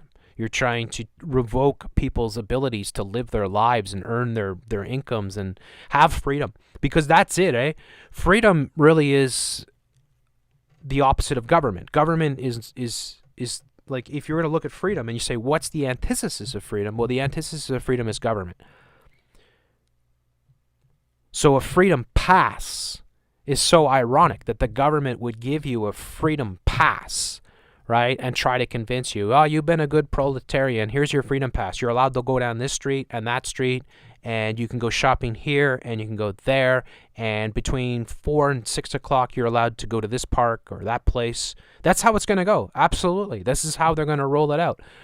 They have to get people acclimatized to it. So it's like training animals. They're training all of humanity through this ease and squeeze type of restrictions that they're placing. And they do it where they'll place the restrictions, and then if like, they'll take regions and they'll really implement harsher things in certain corners, and then they get you acclimatized to that, because then you see the news and you watch the reports, and then they say, oh, well, Australia already did this before. Like, for instance, what Victoria did is being mimicked, and it's being used in other places. And because it's already happened in Australia and in Melbourne, then it becomes more acceptable for the people, say, in Cambridge or in Ontario or something like that, because they've already been shown on television that this has been done, part of the predictive programming, if you will, sort of thing. So, yeah, a lot of machinations going on here. Yeah, purple skies here, England to end lockdown. Anyways, it's nice to see that people are coming out, and I can't implore this enough. While you still have the opportunity to voice your opinion on these things, please don't hold back. Please go to these videos. Please leave your comments. Please interact with other people out there, because this is the last form of communication that many of us have left now, right? We have to have our voices heard. We have to have enough people, enough seeds planted. Here is the AstraZeneca. We don't need to show you that. Look at this turd. These people. Look at his face. Reading this teleprompter. Hunger amid the COVID-19 pandemic. Look at this hunger. Because of hunger is a big part. Because the whole thing, the whole food industry is going to be completely destroyed and rebuilt from the ground up, right? They're already doing this. And they say the plant-based and the Soylent Green and everything that they're bringing in. But it also is the whole supply chain. So they're restricting stores. And then they'll show you stuff like this, where the state of hunger here, or the, hunger amid COVID-19 pandemic. So let's watch this. The pandemic. Childhood hunger in America was a real, if overlooked, problem in our country. As cases rise now and millions remain out of work, that problem's only gotten worse. Food banks across the country are being inundated with long And look at that. They're showing you the exact same footage that I showed you before. Check this out. Where was it? I don't have it here. And where can I find it? I'll just go to ABC News here. I'm pretty sure it was on ABC News. Yeah, here it is. Check it out. Okay, so I'm going to show you this. So I'm going to show you 100% the media is lying to you all the time. All the time, all the time, all the time, all the time. You can never... Would you trust a liar? Like, seriously, ask yourself this. If somebody lies to you outright, would you trust that person again? Fool me once, shame on you. Fool me twice, shame on me, right? W butchered that whole thing, but like, seriously, if you catch people lying, here they were showing this guy, and they were saying, oh, he's so magnanimous, he's giving out food baskets or whatever, right? Food crates. So I'll just show you that. And Tyler Perry got in the Thanksgiving spirit over the weekend, giving away 5,000 boxes of non-perishable groceries and a $25 gift card for other goods to Atlanta residents. The food drive was originally set for Sunday, 8 a.m. to noon on a first-come, first-served basis, but by 10 a.m. And there you go. So it's the exact same thing that they were showing you before. Where is it here? These two. You telling me you don't trust these people? Are you serious? Why wouldn't you trust these people? Just look at them. Don't they look trustworthy to you?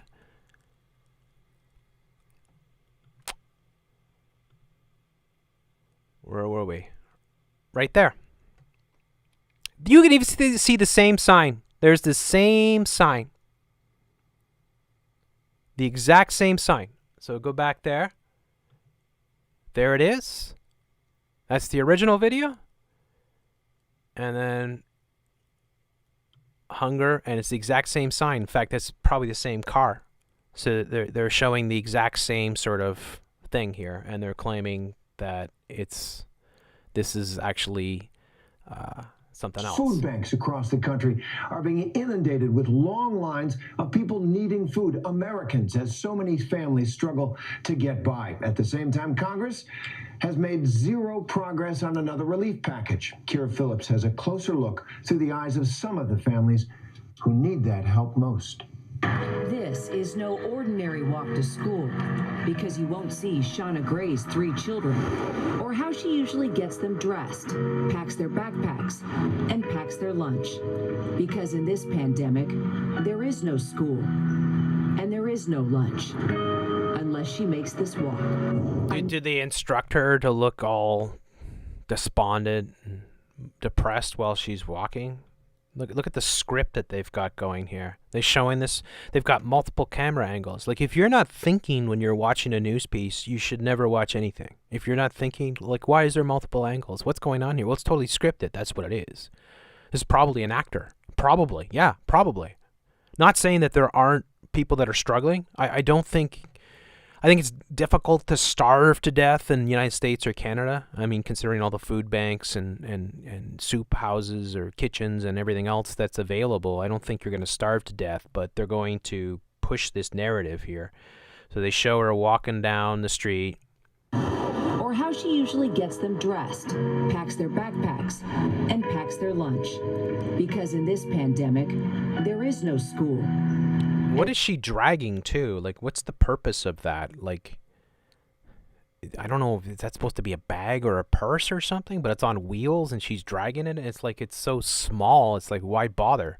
Because in this pandemic, there is no school and there is no lunch unless she makes this walk. And that's a big, big person. I mean, that's a person there's a lot of cheeseburgers in there. Are you sure this is a starving person? And there is no lunch unless she makes this walk. A 90-minute journey one way. For my children, it's all worth it, and I wouldn't change a thing. Okay, I see what she's doing. Okay, I get it. It's one of those things that you're filling up. Okay, that makes sense then. But nonetheless, still, I mean, the whole thing, it's like you're going to show a big obese person and say they're starving. You know, like, yeah. And so this is all part of a script. Again, it's not to... you know, make light of people that do struggle, and you have my sympathy and all that, right? And single mothers and whatever, right? But this is totally scripted, right? And then they're going to show they're filling up the food here. Lunch, which means dinner too. Well, you are a blessing to me and to my family. Interesting. They got the feminist thing here that you see. We can do it.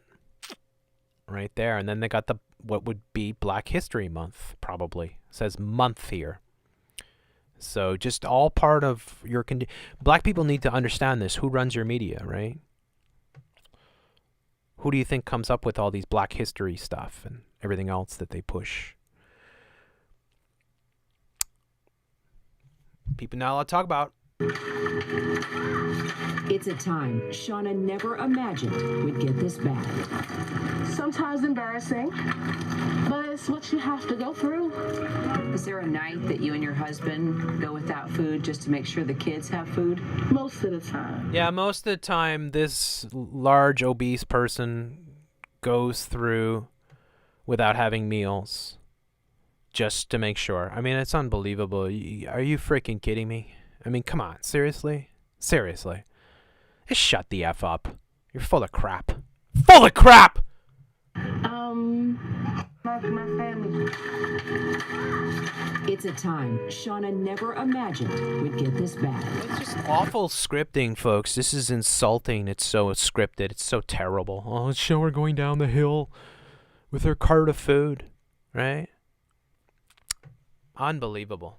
Sometimes embarrassing, but it's what you have to go through. Is there a night that you and your husband go without food just to make sure the kids have food? Most of the time. Most of the time. We will make sure that they have had their portion and maybe another portion before we would eat.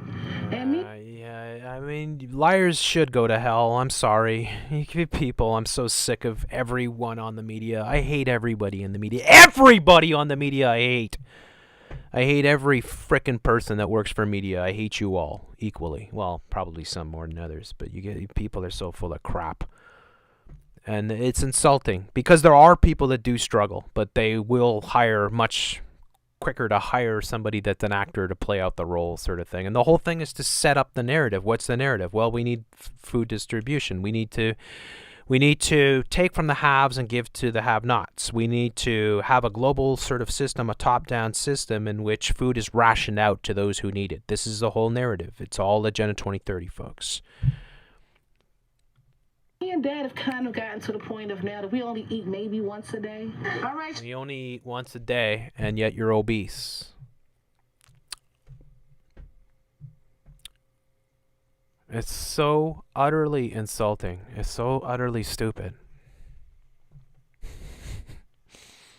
I mean, you could believe what you want to believe. There's no way I believe this crap. No way. Y'all, let's settle down. Meet the Gray family. 3 kids with special needs. Why are they eating on a bed? Why are you feeding your kids on a bed? Like, seriously. Well, because probably ABC doesn't want to show the kitchen. Because there'd be like all kinds of food in there. And they'd be like, well, we can't show the kitchen. Let's put the kids on the bed. Nobody should ever eat on a bed. This is fucking ridiculous. Dad, a dishwasher, and Shauna, a server. Oh, there's her kitchen. You got their Munchie Jack, their Bisquick pancakes here. Oh, yeah, I mean, you've got. I don't know if your cupboards are stocked, but you've got food stacked up here. So. So just to get a little bit of food is a hard deal. I don't know. You know, when somebody's massively obese and they're talking about having one meal a day, I don't buy it at all. I don't buy a lick of it. I don't buy 1 second of this. I mean, just fuck off. Seriously, just fuck off. I'm sorry, I have to swear. It just pisses me off because it's such bull crap. Nowadays, both of them lost their jobs when restaurants were forced to close. Some milk this morning. Entering their apartment is humbling. Shauna, what is the hardest part of your day at this point? When you hear your daughter say to you, Mommy, can we move? Because this place just got too many bugs. Oh, Mommy, I'm tired of the mice. Oh, I mean, if you put your food away and you cleaned up, I don't know. Run across my feet when I go to the bathroom. I don't want to get up and go to the bathroom. What did she say? Can we move?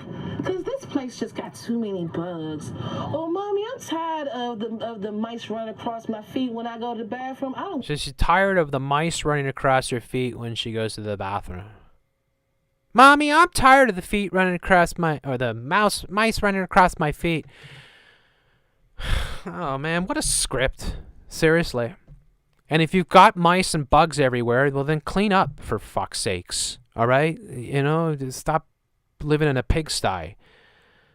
I mean, you're grossly obese and you're claiming that you're starving. I mean, get the frig out of town. And again, I know that there are probably many black families out there that struggle, and many other families of all different other colors, and probably a lot of them are struggling right now. So I don't mean to, but look at the irony of this. They said, well, they lost their jobs. The husband was a dishwasher, and I guess she worked in a kitchen as well, and they lost their jobs because the restaurant shut down. Well, who's to blame for the restaurant shutting down? Well, blame the scamdemic.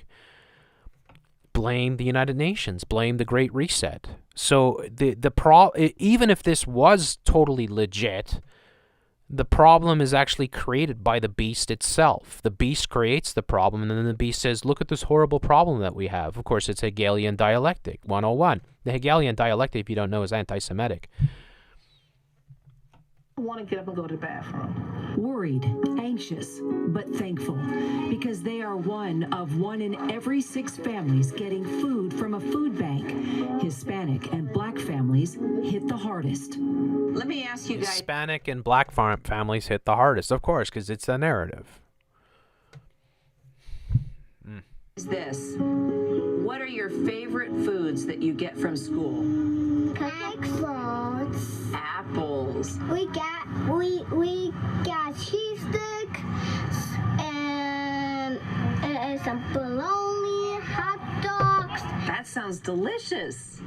Are you grateful for Bologna hot dogs? That sounds delicious. Bologna and hot dogs. Well, at least you already got your fair share of fake meat. Oh man, I feel sorry for these 2 little girls. I mean, it's awful and it's evil to put children in situations like this and script them through pieces like that.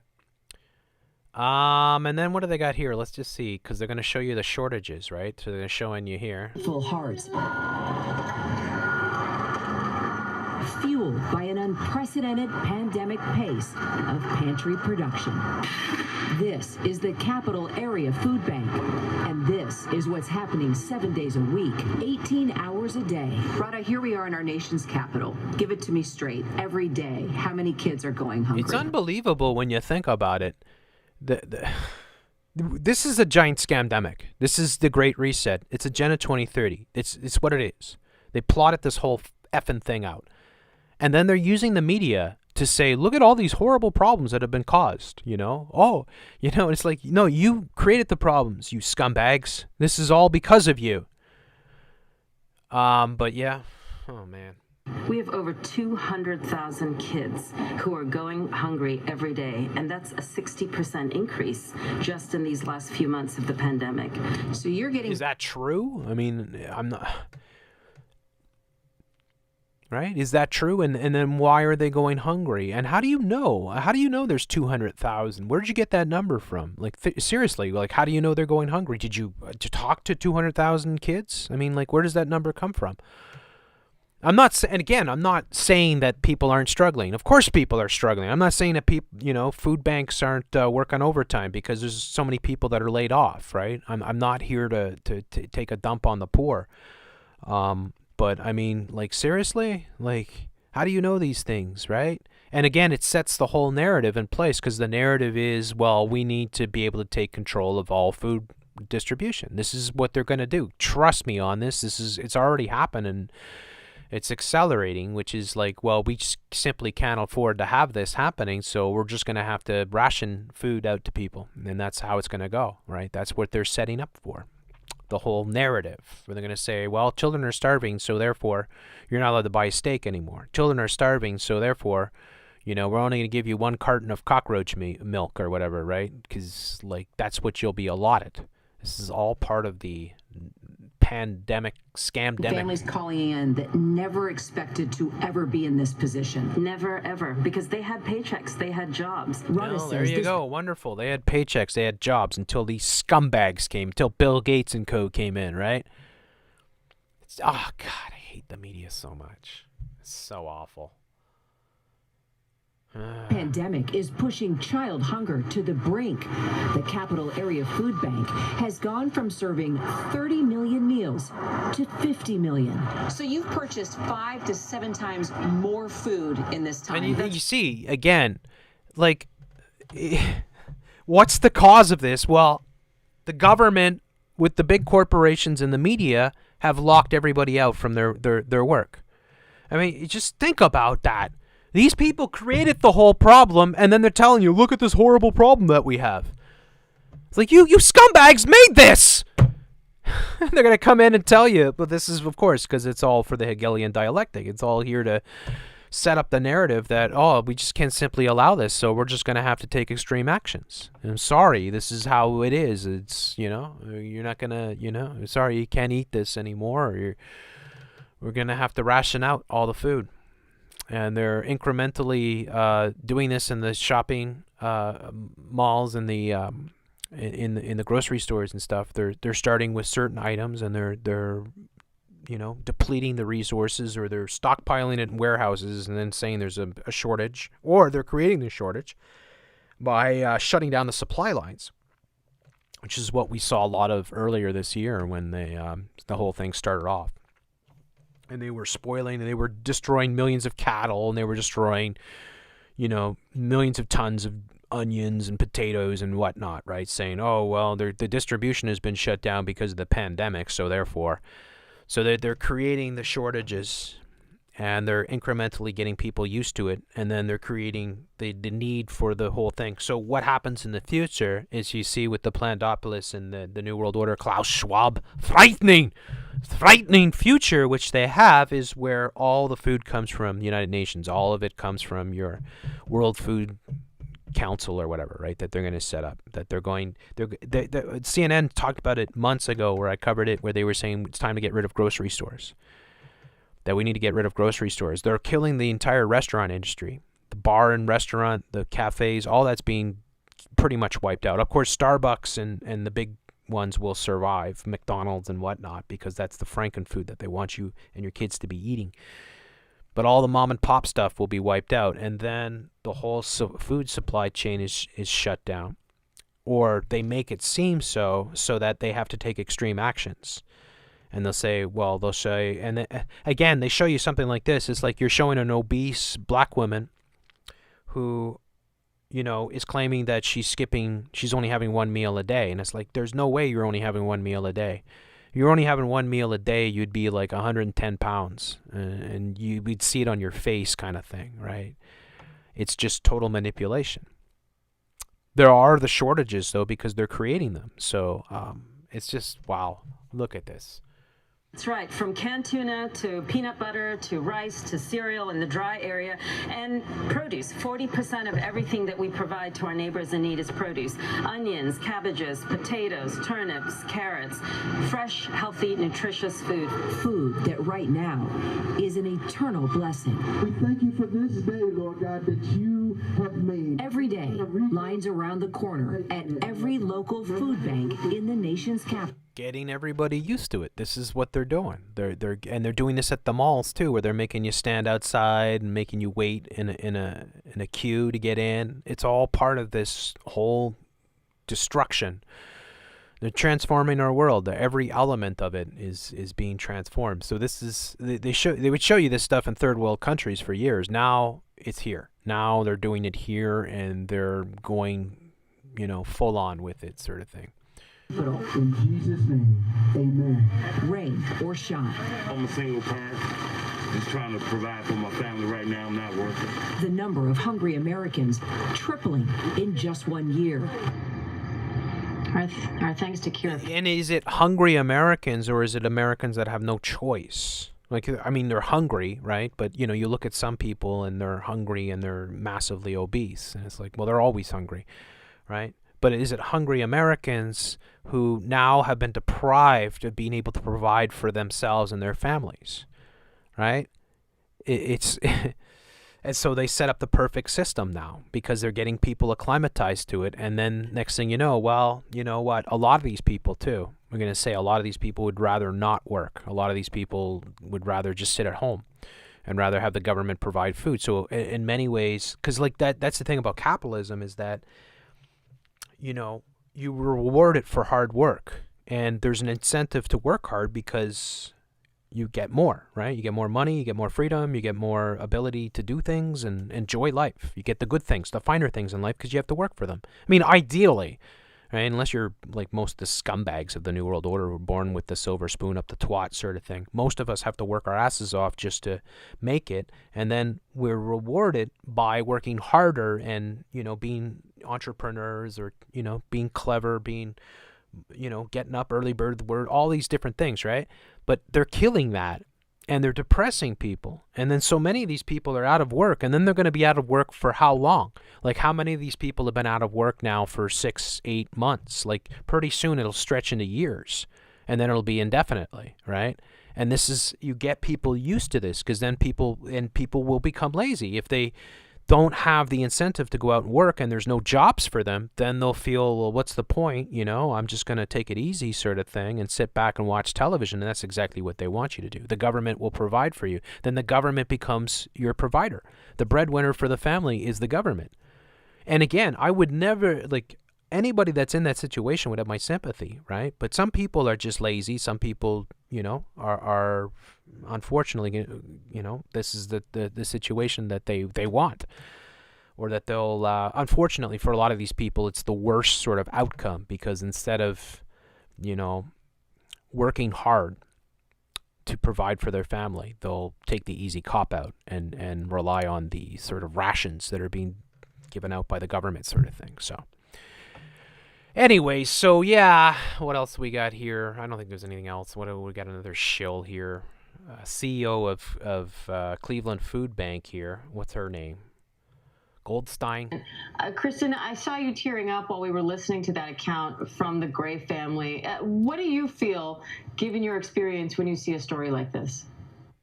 You know, it's just heartbreaking, and yet at the same time, I'm so glad that our communities come together to help make sure that food is available for families when they need it. I'll tell you that in Cleveland, in addition to providing food to our 1,000 partner programs across Northeast Ohio. Isn't that interesting, too? The military. So the military giving vaccines and also giving out food rations.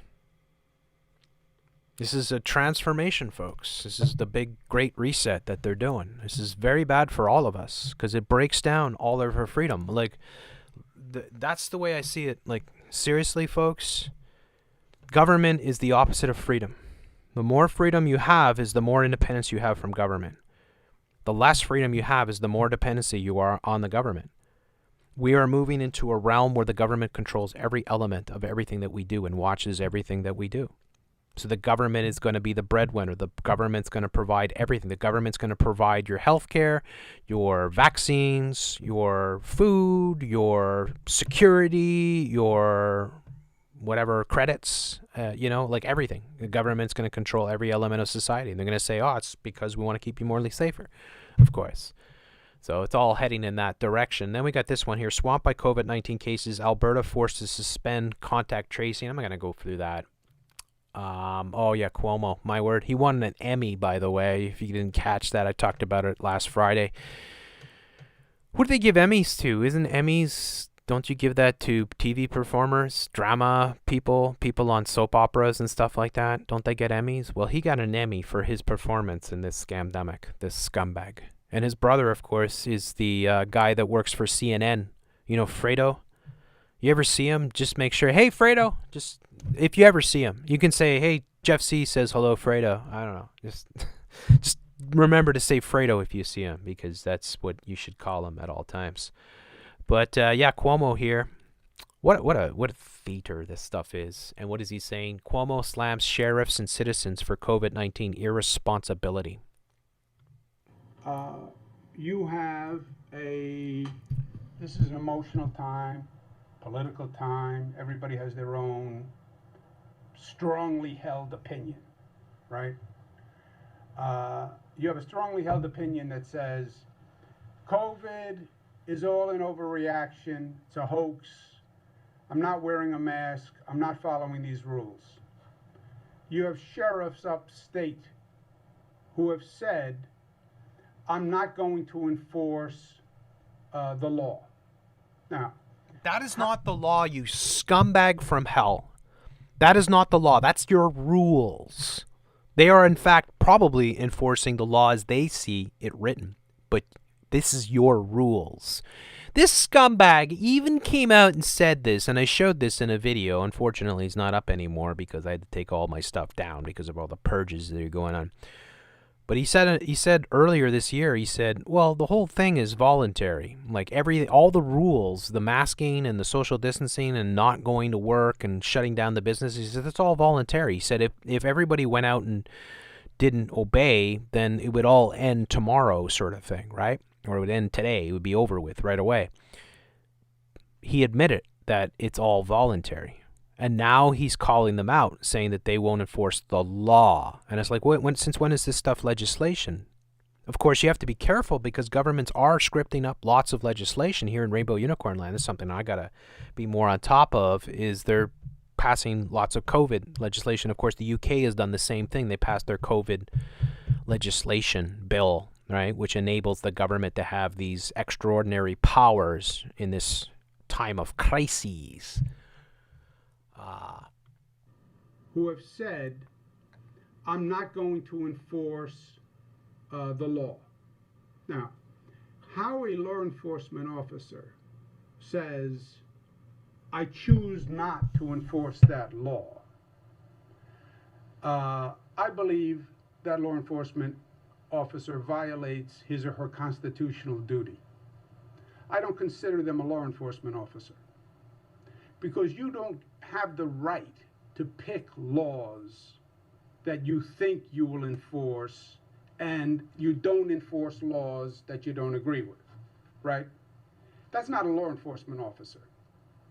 That's a dictator. Ah! Oh, wow. You got to be kidding me. Wow. Is calling them a dictator because they won't enforce the bullshit rules that you guys have put forward. How ironic is that? These people are subhuman. I mean, these people, you would have no clue. These people would probably sooner eat your liver than give you an autograph. These people are just subhuman scumbags. And this is one of the biggest players in the whole scamdemic. This Cuomo and his brother and the clown show that they had on CNN for months going back and forth. But how ironic is this? He's calling those small-town sheriffs who refuse to comply with their bullcrap dictators. They're dictators? Why? You know what dictators do? They force their citizens to do everything that they want them to do. They don't say, you know what? I'm not going to enforce some bullshit rule that some bullshit scumbag of the New World Order tries to enforce against the constitutional rights of my constituents or of my people, the citizens in the community that I serve as a public servant. Governments are supposed to serve humans. I know it's completely the opposite. But this is the biggest lesson that we all need to learn, right? That, amongst many lessons that people need to learn about this is that governments should always be there to serve us. In fact, governments should be eliminated from as many things in life as possible because governments are the opposite of freedom. They are tyranny. The irony of this scumbag calling out these small-town sheriffs for not imposing the scamdemic rules that these guys made up to force and muzzle all their citizens, and he's calling them dictators. Wait a second. No, dictators force people to do things, Cuomo. Like, force people to be muzzled, Cuomo. If a sheriff says, I'm not going to enforce that, he's actually giving you freedom because he's saying this. He's saying, you know what? I don't want to be a tyrant in my town. I don't want to enforce these unfair government rules on my citizens. So I'm not going to be a dictator like that scumbag Cuomo. Oh, man, that's just rich. Wow. Let's listen to that again. You think you will enforce, and you don't enforce laws that you don't agree with, right? That's not a law enforcement officer. That's a dictator. And I apologize that the sound, I know people probably saying, I can't hear it as well. It's as loud as it goes. It's Now This News, there's such a difference when it comes to level of videos. It's just so frustrating to deal with this. Anyways, you know what? You get the gist of it. So he's saying that he's slamming the sheriffs and citizens for COVID-19 irresponsibility. So you're not a law enforcement officer. You can't pick and choose.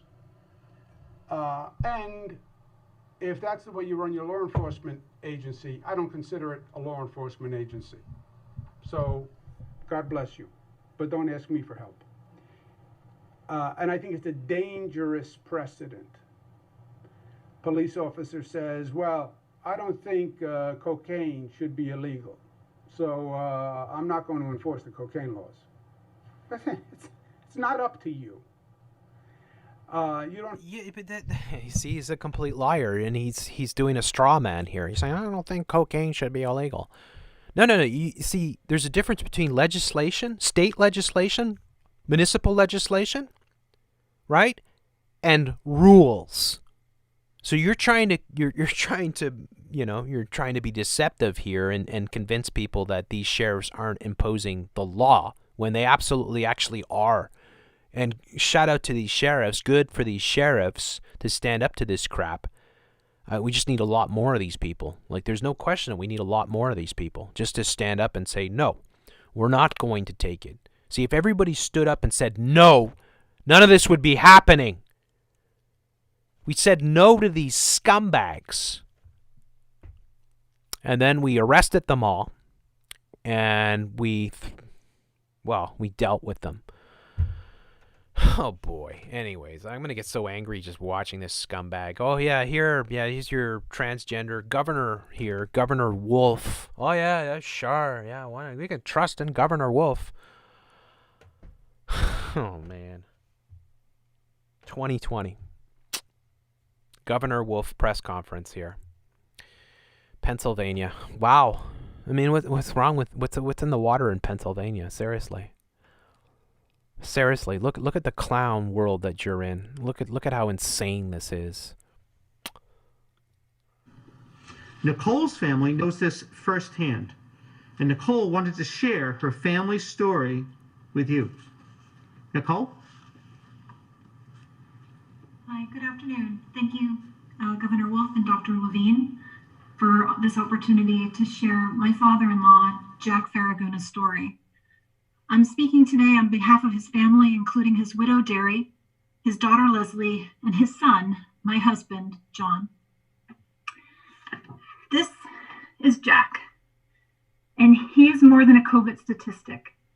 He's loved and he's missed. He was coal region born and raised, rugged but sweet, wise with a splendid sense of humor. He loved to rabbit hunt with his dachshunds, fly fishing and gardening. He was a Korean War vet, and when he was 16, he tried to join the army during World War II so he could fight alongside his older brother. For 40 plus years, he was an iron worker. And at 92, he'd been through a lot, and he fought for our country, and he worked hard all of his life. Like many who have loved ones in nursing homes, we were fearful. Do you know how old this guy is? 91 years old.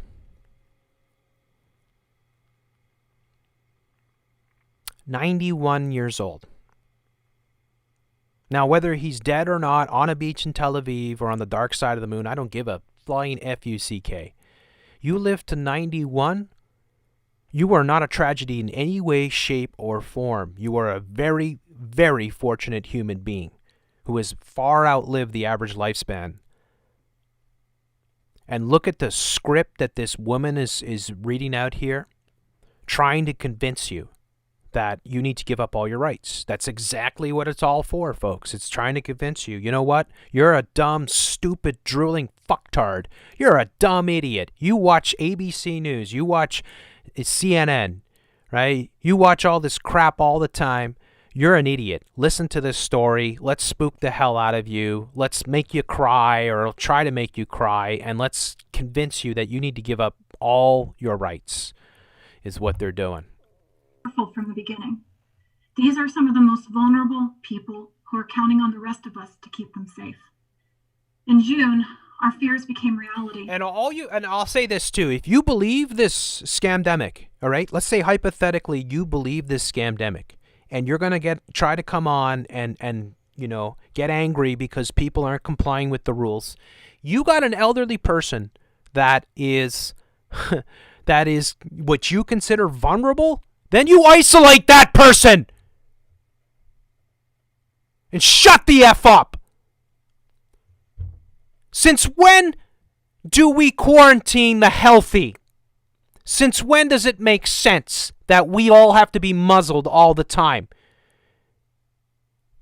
And I've been extremely sympathetic towards all the elderly people, and I am, because I think they're suffering massively. But they're not suffering massively because they're innocent victims of idiots that won't comply with the muzzling of society. They're suffering massively because this is the Great Reset. And they're forced to, be isolated or, revoked from seeing their families or having dinners and stuff like that. And that's what makes me really upset. But the thing is this, if it was a real pandemic, if we had a real pandemic and we said, okay, you know what, most of the people are not going to be hurt by this, but the elderly and the very young, then you isolate those people and you let the rest of society function. But again, they want you to feel guilty, and they want to guilt you into compliance. They want to guilt you into totalitarianism. They want to guilt you into giving up all your rights. They want you to think, oh, some guy died at 91 years old. It's a horrible tragedy. It's not a statistic. This guy was a real guy. He was loved. He lived to 91 years old. Shut the F up. When Jack's nursing home became infected, first it was a few staff, then a few residents. With Jack's underlying conditions, we were very worried. And now you can see clearly this creature is reading a script. Reading a script. You can watch the eyes. We made some calls, and the Department of Aging connected us with an amazing organization called Roads to Freedom Center for Independent Living. They offered help through their disaster relief and relocation program. They offered Jack something we never thought possible, a pathway home. Jack had tested negative those first few days, and we were feeling very hopeful. Unfortunately, COVID is persistent, and the day we learned that he tested positive, our hearts sank. We honestly thought we may never see him again. But the center said he could still be sent home as long as he was properly quarantined and continued to show mild symptoms. But on the day he was supposed to come home, Jack instead was rushed to the Geisinger Danville and admitted to their COVID ICU. We were fortunate at the time that the ICU was not overwhelmed and that Jack could get exceptional care. The paramedics didn't think he would make it, honestly. But after a few days, it seemed he had beat the virus. His homecoming was bittersweet since he had to be quarantined, of course. A week after his discharge, he had to return to It's unbelievable. Seriously. Man, I don't even, I want to just into these people because, 91 years old, just shut up. Just shut up. All right? I'm not saying you should care about somebody that's 91 years old, but the chances of you living to that age, I mean, you're damn freaking lucky if you get that old. These aren't tragedies, folks. If people are dying of old age, that's what happens. And if people get old and they get sick and they die, that's what happens.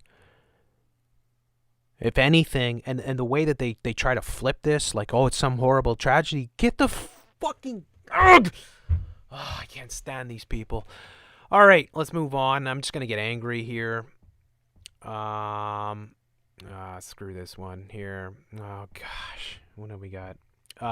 This is just small business owners that are suffering, in Toronto because they're not deemed essential and stuff like that. De Blasio's social distancing tip line flooded with penis photos and Hitler memes. I wonder who leaves those Hitler memes. I wonder. Hey, Rabbi, what you do? Yeah. But, Mayor de Blasio's critics let him know how they really felt about him ordering New Yorkers to snitch on each other for violating social distancing rules by flooding his new tip line with crank complaints, including dick pics and people flipping the bird, the Post has just learned. Photos of extended middle fingers, the mayor dropping the Staten Island groundhog, and news of him coverage of him going to the gym have all been texted to a special tip line. And again, yeah, some of these people are going to be legit, and some of it's just going to fit into their narrative, right? Which is red people, white racist, bad people, Trump supporters, not complying, COVID idiots, and, all of that crap. Anyways, we'll move on from that one. Here is the Montreal Gazette. So there's a couple stories here. Spread of COVID-19 spiraling at Maimonides Geriatric Center, which is in a Jewish district called Côte Saint-Luc. 92-year-old mother's long-term center.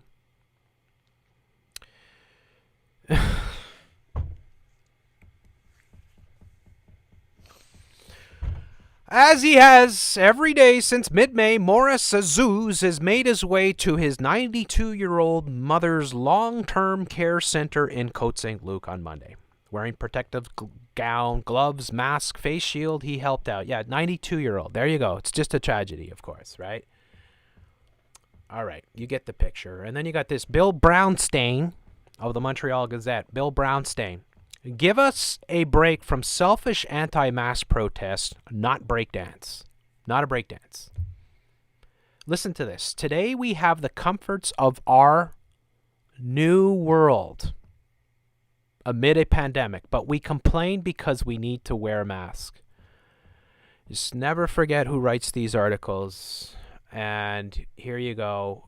Oh, man.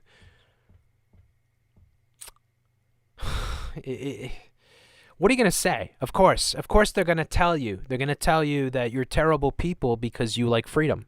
You're terrible. You think you suffered? You didn't go through the Holocaust like my family did, right?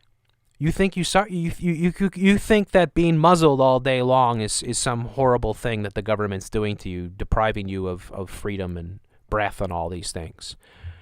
You're just a terrible person. You're just a terrible person, and we should do away with people like you. Anyways, that's a typical every single stinking day type of article on the Post media here in Montreal. Just horrible New World Order bullcrap. Somebody on my Patreon posted this. I think it was JS. To accommodate anti-maskers, we have provided this space away from everyone else where you can stare at your reflection. Apparently, you're the only person you care about. So somebody actually made this and put it in a public park, and a city, I guess, approved it to be put there. I want you just to think about this for a second. To accommodate anti-maskers, how much would a sign like this cost, by the way? Because you can see in the reflection here, there's a park bench and there's some bushes and whatnot. I don't know. The symbol down here is like a leaf, a bean pole with a couple leaves or something like that, right? To accommodate anti-maskers, we have provided this space away from everyone else where you can stare at your reflection, since apparently you're the only person you care about. Who would make such a sign? Who would pay for such a sign? Who would allow such a sign to be posted in a public park? How evil is this type of stuff?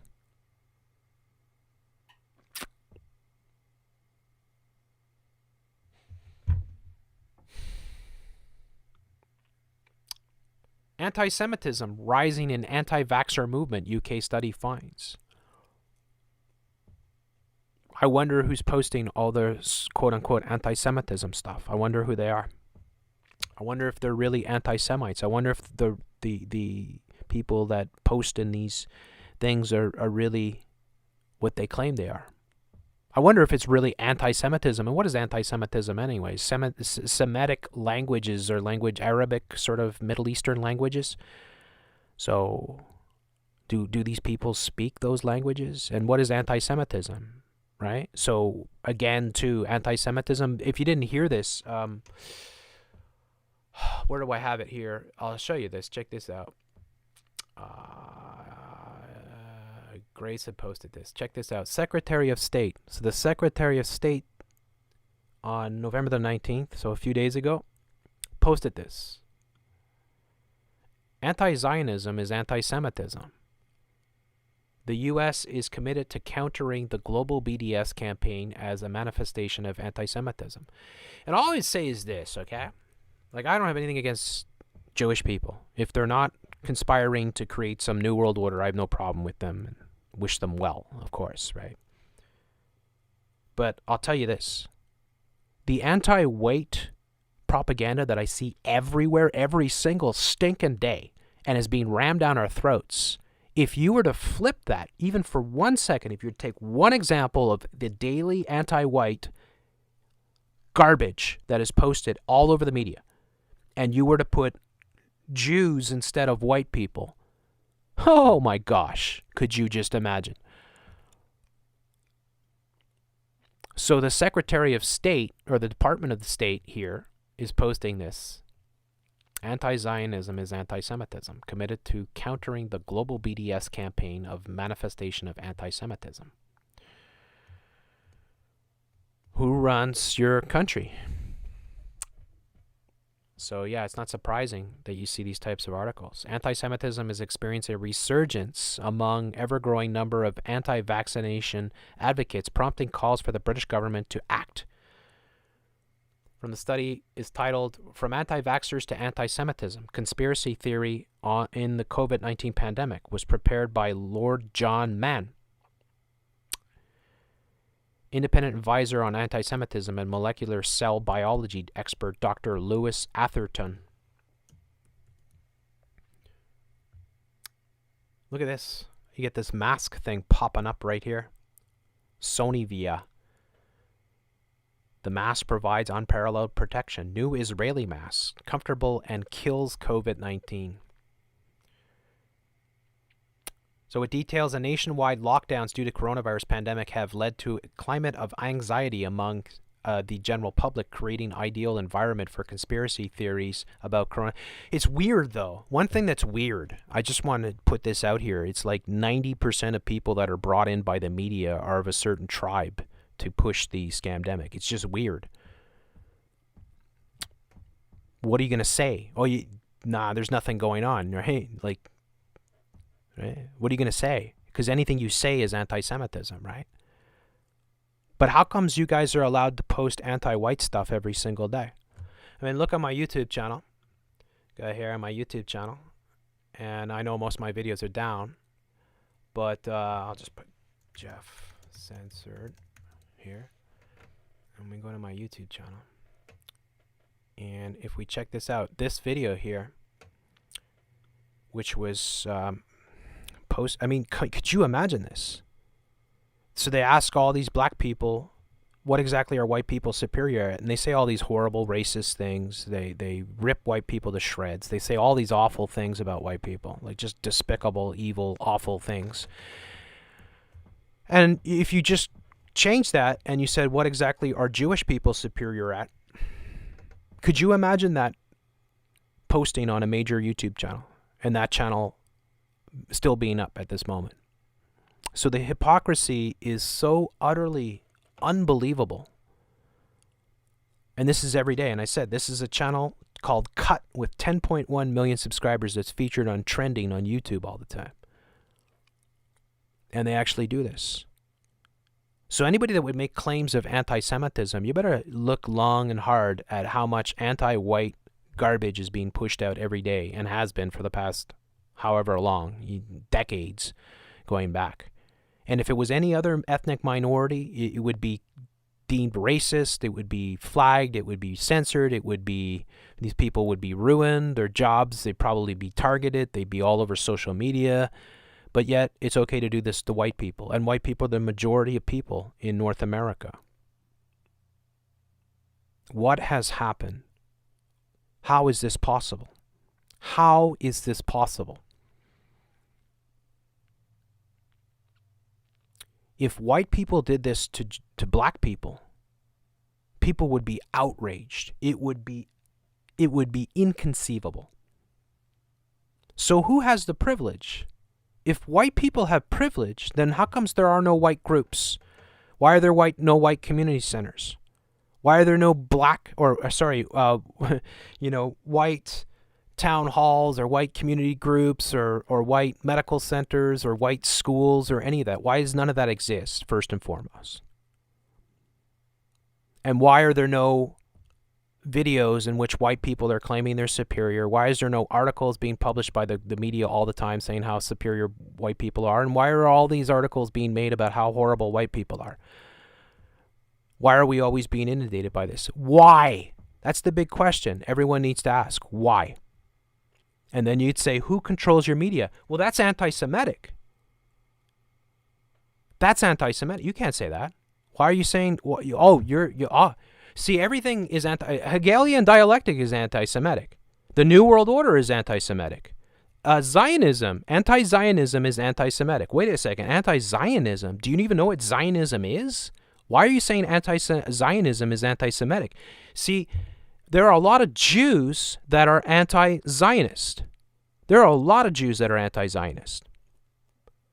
And a lot of Jews are anti-Israel. They hate Israel, or they hate the foreign policy of Israel. So are they anti-Semites?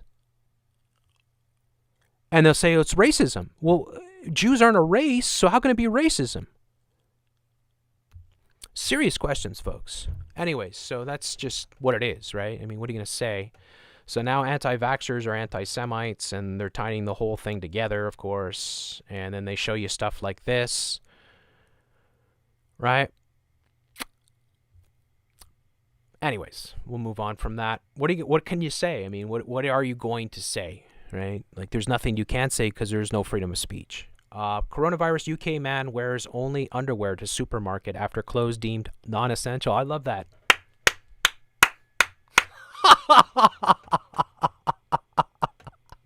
That's hilarious. Clothes are non-essential. That's how to stick it to them, right? I love it. Clothes are deemed non-essential. Mock them. By all means, mock them. Unfortunately, they make me go through this ad to get to it. I don't know why they're showing the Beatles here.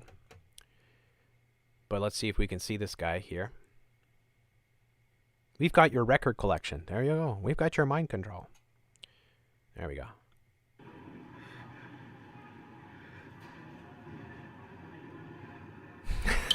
Let's see how far we get. I love it. I love it. I love it. That's the way to do it. I love it. Yeah. Fucking A. Awesome. Awesome. Stick it to them, folks. Stick it to them. Mock it.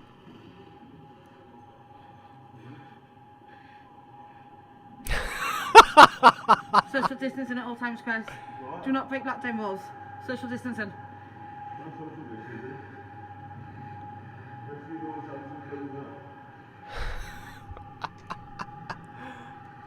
Oh my God.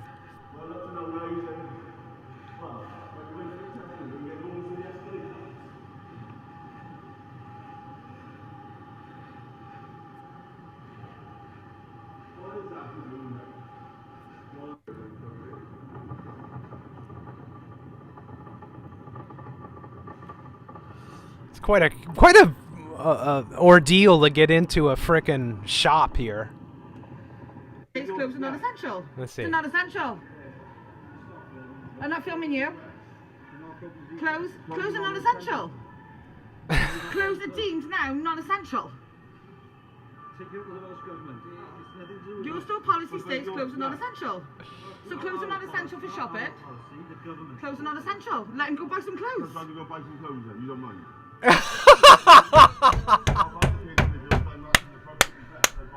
I love it. Yeah. Yeah. I'm not actually indecently dressed. This is beyond a joke. There's children out there that are growing that need clothes. No, I'm just saying, so let him in. But clothes are non-essential. Clothes have been deemed in Wales non-essential. It doesn't matter. It doesn't matter. No. Do they let him in? Thank you. That's just agreed. The clothes are essential to day-to-day life. I love it though. Exactly. That's exactly what you should do.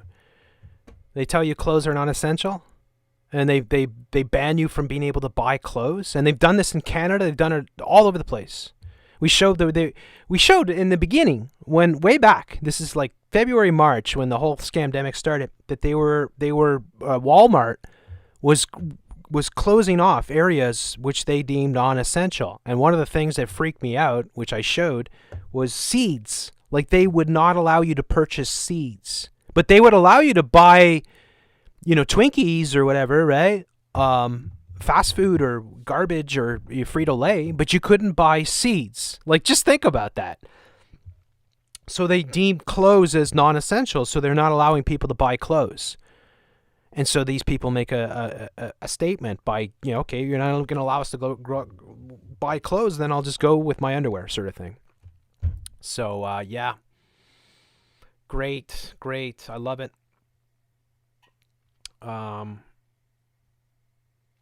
Yeah, this is what people need to do. Just mock it. And, yeah, what else we got? This is the big story on the CBC. Just total bullshit crap where there's Aboriginal people been victimized by the RCMP, and you all have to give up all your rights, because it's ironic too, because he's wearing crowns on his shirt here. She's got the purple on, but he's got the crown. As far as I can tell, it looks like the crown. I can't be sure. Actually, no, I take that back. It's Aboriginal. It's like an owl or something. It looked like a crown to me from here. But yeah, I mean, this is just more of your programming every day. Minorities are victims of white supremacy and all this crap that they push. Don't know if there's any validity to that. Mass COVID vaccinations could get dry run in Louisiana parking lot. So you can see how they're going to do the mass vaccinations. You start seeing that they're going to test this out. This is one of those examples of that. Then what do we got here? Oh, yeah, we saw that. Boris Johnson, so we don't need to see that. And what was this one here? Oh, yeah, Risha Sunak here. So they're using the ad blocker here. And only 154 on this page. I swear to God, before, when I was at the, whatchamacallit, the Daily Fail, it was 430 something ads that they wanted to get to me. Look at this. Okay, screw this. Anyways, and then yeah, you had this too, which is interesting. Welcome to Toronto, Ontario's capital, in overdose deaths. Somebody put up the sign here. Somebody, quote unquote, overdose deaths. So this is all to feed the narrative of the opiate addiction. And again, color me a massive skeptic, because whenever the media, which is the New World Order, is covering something, it's because it's part of their agenda. That's all it is. So they probably put the sign up themselves. Because why? They want to have a narrative that there's an opiate, epidemic. It's just like an obesity epidemic. Well, if there's an obesity epidemic, it's because people are eating too much, and that is not an epidemic. That is just frickin' people eating too much. If people are taking too many drugs, well, you could blame the pharmaceutical corporations and whatnot, and the medical industry for getting people addicted to these things. But again, it's the solutions that come from these things, because the solutions come and the government's like, well, we have to take control of this, right? We have to take control of this narrative. Altered sign brings awareness to cities' overdose deaths, right? Like there's some horrible thing. There's the Risha Sunak here. The guy, and if you don't remember, I think he's the finance minister in the UK for Bojo's government. He was the guy that had the suitcase that was red that turned green, which we theorized at the time was the signal for the scamdemic, that they were going to go ahead with their plans. And this is him here. Families will be allowed to get together in Christmas bubbles. Government, just nothing better than government. Government's the greatest thing that's ever happened to humanity. We just need more of it. We want it in every element of our lives. Can we get it in our, well, we already have it in our food. Can we have it in everything? Like everything that we do?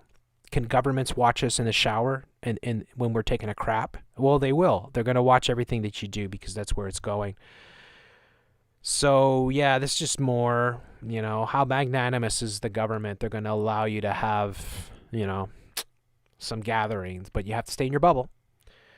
And you got this, get out Buffalo business owners stand up and kick out health inspector and fire county sheriffs here. checks. But some of these people actually work for their money, and they don't want to lose their livelihood. I've lost friends, I've lost family who've killed themselves. I've seen clients die because they've lost their livelihood. I'm sorry to hear that. I know you are, and I'm asking for you to guys have some compassion for the people that have lost everything. And this is what we face, right? Here is an example, and I don't really know much about this at all, but it's Buffalo, and if it's legit in the sense it looks like it kind of is, because it's, you know, crappy filmed and all that, but this is what we need everywhere. Because the way to look at it is that, or one of the ways to look at it is that these government officials, you have to try your best to get them to empathize with what's going on. And maybe this is a great example where it works in this case, but you have to stand together and you have to stand up to what's going on. You have to stand up and you have to stand together and you have to say, look, this is what's going on, is killing people, it's hurting people, you're destroying people's businesses, you're destroying people's lives. This is much worse because of all the enforcement and everything that you're doing. So this is a good example of, hopefully, I'm assuming in this one here. You see they got this. Okay, well, you need to go have compassion out in the parking lot. This is private property. This is private property. This is private property. Yes, it is. It's private property. Go get a warrant. that. Listen, man, this is private property. They're not wanted here. So do your jobs. Well, her job is... Well, no, your job is to remove people that are not wanted here. We're wanted here. They're not. She's hiding her name tag. She had her name tag. It's right there. It's right there. You can see my name They're just doing their job. There we go. You should all be wearing masks. How come I'm not doing have anything masks wrong. on? Don't worry about my health. My health isn't your concern. You're meant to be wearing a mask. It's a government. Okay, well then write me up. It's the law. Okay, then take me to jail. It's not the law. Then take me to jail. Show me the law. Show me the law. Not hold her in any court anywhere. Show me the law. Show me the law.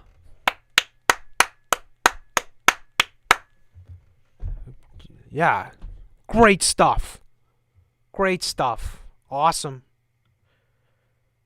This is what people need to do. Call these scumbags out. Cuomo's a liar when he's saying that he's saying the sheriffs that are refusing to go after people for not wearing a mask are dictators. I mean, you got to be kidding me. You got to be kidding me. I mean, it's the biggest pile of bullcrap I've ever heard. He's the dictator. They're the ones that are actually standing up to it. So this is another example of people standing up to it and saying, look, you know, we're not going to take it. This, you know, show me the law. Show me the law. Well, I think we got to go, John. You have to leave. You guys have to leave. You have to leave. Right now, you're trespassing without a warrant. You need to leave. You're trespassing. You're not You're trespassing. trespassing. It doesn't matter. We have a right to be here. Then get a warrant. Go get a warrant. Bring a warrant. Go get a warrant. Yes, you do. Come back with a warrant or You leave. don't write the law. The laws are written. Love it. Go get a warrant. You guys are breaking the law right now. You're breaking the law. Take it to them. Go on your They've phone been asked to outside. leave several Go on your phone occasions. outside.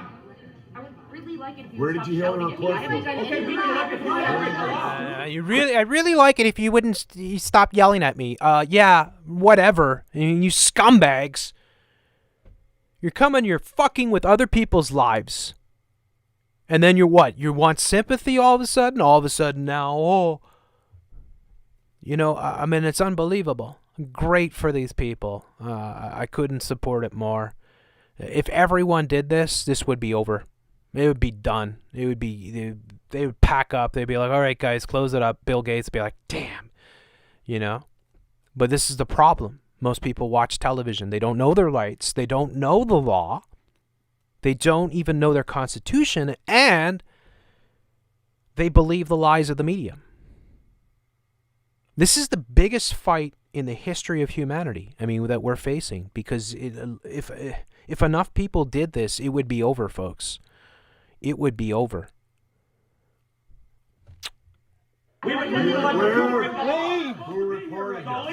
reported it? Who reported it?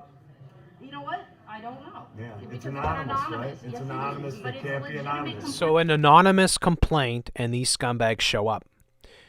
You know, you effers. And I'm sorry. You know what? I've been swearing a little bit more these days, but it's pretty hard not to. And I do feel sensitive to not using profanity and stuff, and understanding a lot of my listeners are Christians and all that. And I don't want to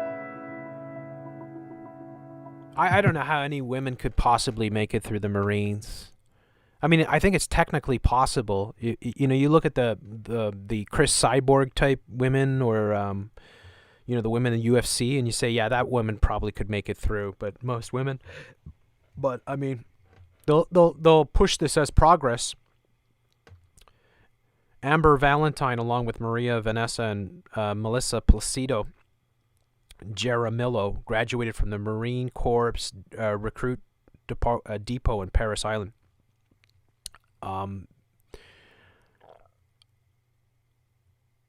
I don't. This is probably total bullcrap. But I mean, seriously, like, this is gonna be celebrate like it's liberation. Come on. Women being men is liberation. See what I meant about freedom? About how they changed what freedom means, right? So this is the freedom for women. The freedom for women is you get to be a man. And the Marine Corps is hardcore, right? It's like, I mean, it's not even like, you know, like the training that you would go through to get through. I don't know. There's probably some former Marines in the chat. They would inform you how difficult it is to just pass in the Marine Corps. So, again, it's just blurring the lines. It's just more bullcrap. Again, I mean, no offense.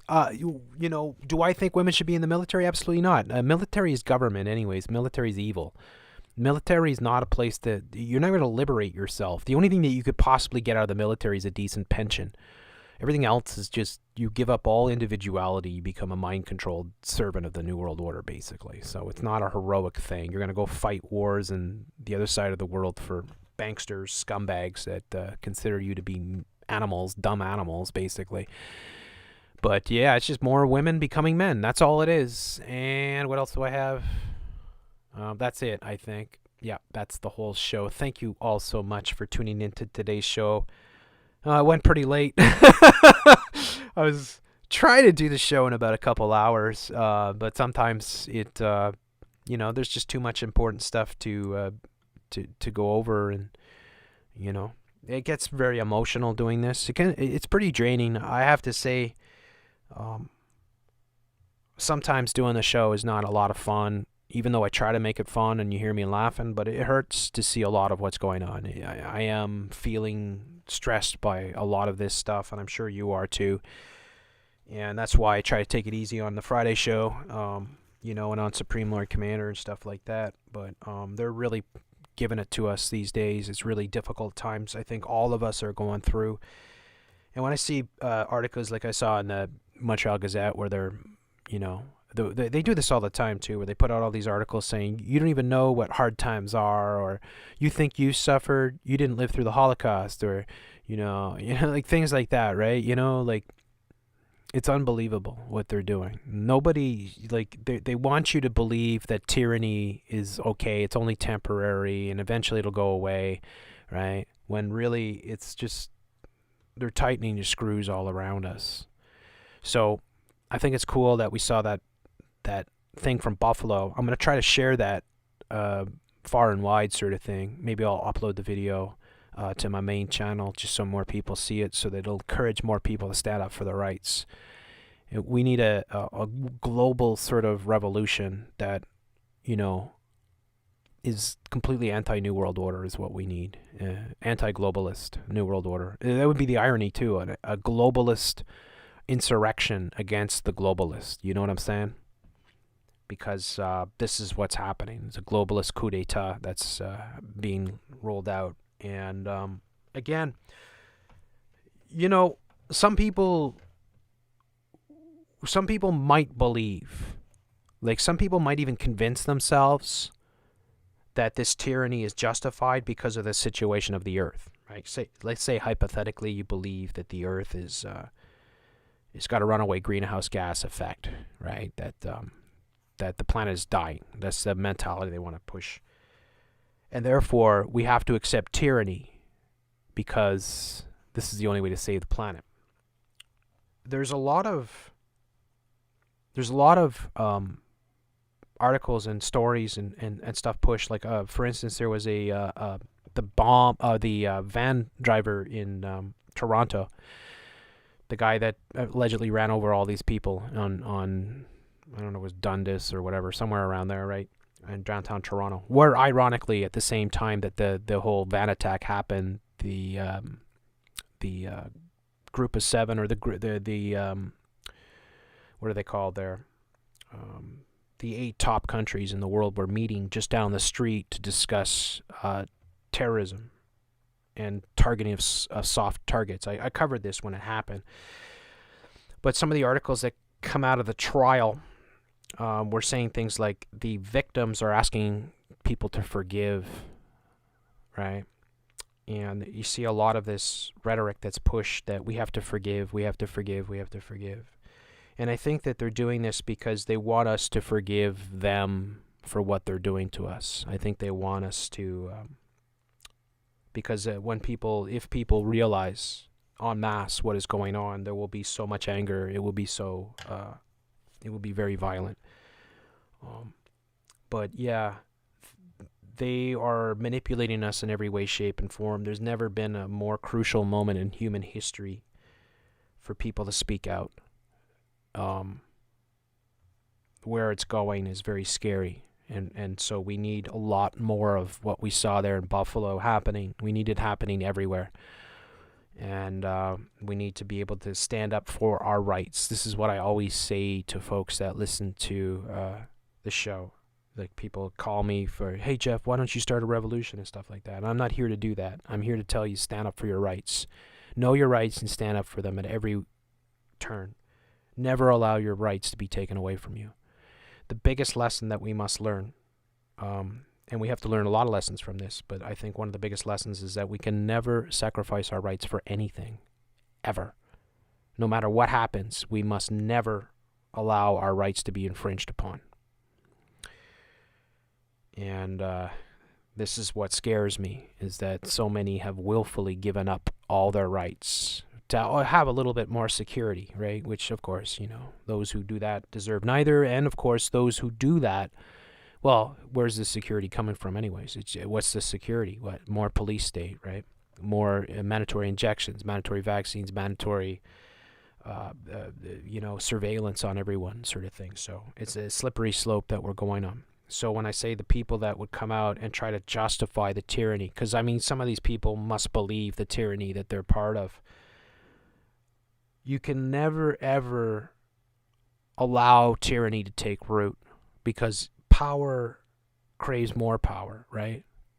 It will not stop. Anybody that fools themselves into thinking that, yeah, governments will give you back power, they're only going to take it for a short time and they're not going to hold on to it. They don't understand anything about history and how this game works. You have to realize that if they can waive your rights away, then you have no rights. So you either have to stand for the rights that you have,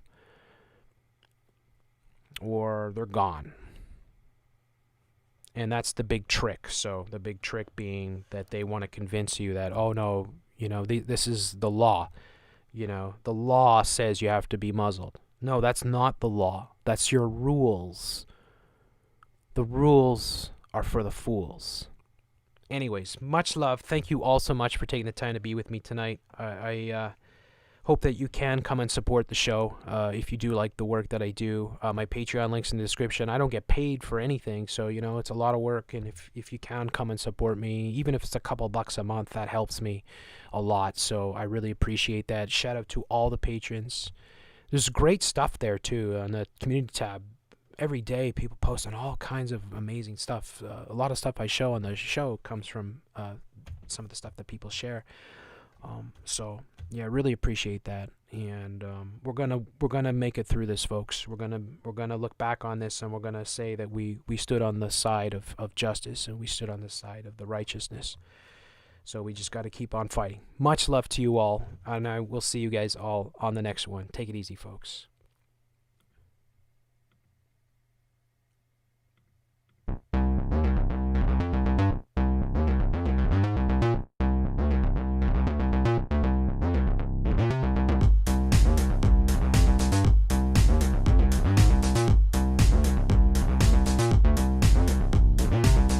Out of these troubled times, our fifth objective, a new world order can emerge, a new era, freer from the threat of terror, stronger in the pursuit of justice, and more secure in the quest for peace. An era in which the nations of the world, East and West, North and South, can prosper and live in harmony. 100 generations have searched for this elusive path to peace, while 1,000 wars raged across the span of human endeavor. And today that new world is struggling to be born. A world quite different from the one we've known. A world where the rule of law supplants the rule of the jungle. A world in which nations recognize the shared responsibility for freedom and justice. We have before us the opportunity to forge for ourselves and for future generations a new world order. A world where the rule of law, not the law of the jungle, governs the conduct of nations.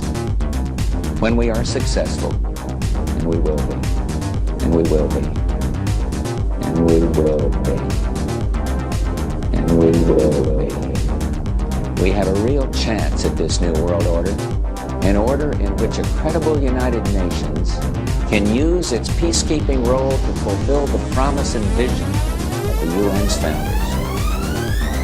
What is at stake is more than one small country. It is a big idea, a new world order, where diverse nations are drawn together in common cause to achieve the universal aspirations of mankind: peace and security, freedom, and the rule of law. Such is a world worthy of our struggle and worthy of our children's future. And now we can see a new world coming into view. A world in which there is the very real prospect of a new world order. A world where the United Nations, freed from Cold War stalemate, is poised to fulfill the historic vision of its founders.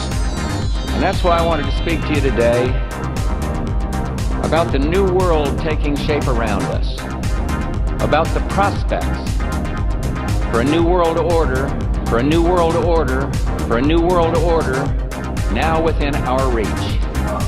Time and time again about a new world order. And this is the best chance to begin to establish the new world order. And that's why the stakes are so high.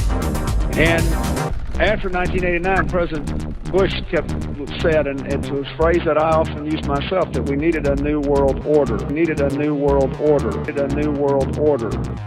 Now, much has been said by the Secretary of State and others about a new world order, about a defining moment in history. And how negative or positive it will be will depend on what kind of new world order we really create. Can it really be said that this is a true new world order when it lacks a true United Nations collective security effort? What do you think America's place in the new world order should be? No, I think this would be the time, because you really need to bring China into the creation of a new world order. There's a need for a new world order.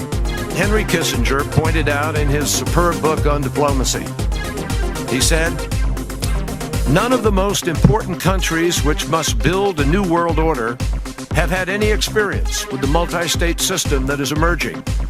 Never before has a new world order had to be assembled from so many different perceptions or on so global a scale." As I've told you before, because I love it so much, they also created the Great Seal of the United States. And that Great Seal of the United States has on it, Novus Order Seclorum, a new order for the centuries, for the ages, forever, forever, forever, forever, forever. There is a chance for the President of the United States to use this disaster to carry out what his father, a phrase his father used, I think, only once, and hasn't been used since, and that is a new world order, a new world order, a new world order. The transatlantic partnership was never just the foundation of our security. It was the foundation of our way of life. It was forged an experience of the most bitter and anguished kind. Out of it came a new Europe, a new world order, a new world order, a new world order, a new world order. Commander, telling me that they were not sure they would be able to contain the fire. I said, we've had such terrible loss of life. Maybe the smartest thing to do is pull it. And they made that decision to pull, and then we watched the building collapse.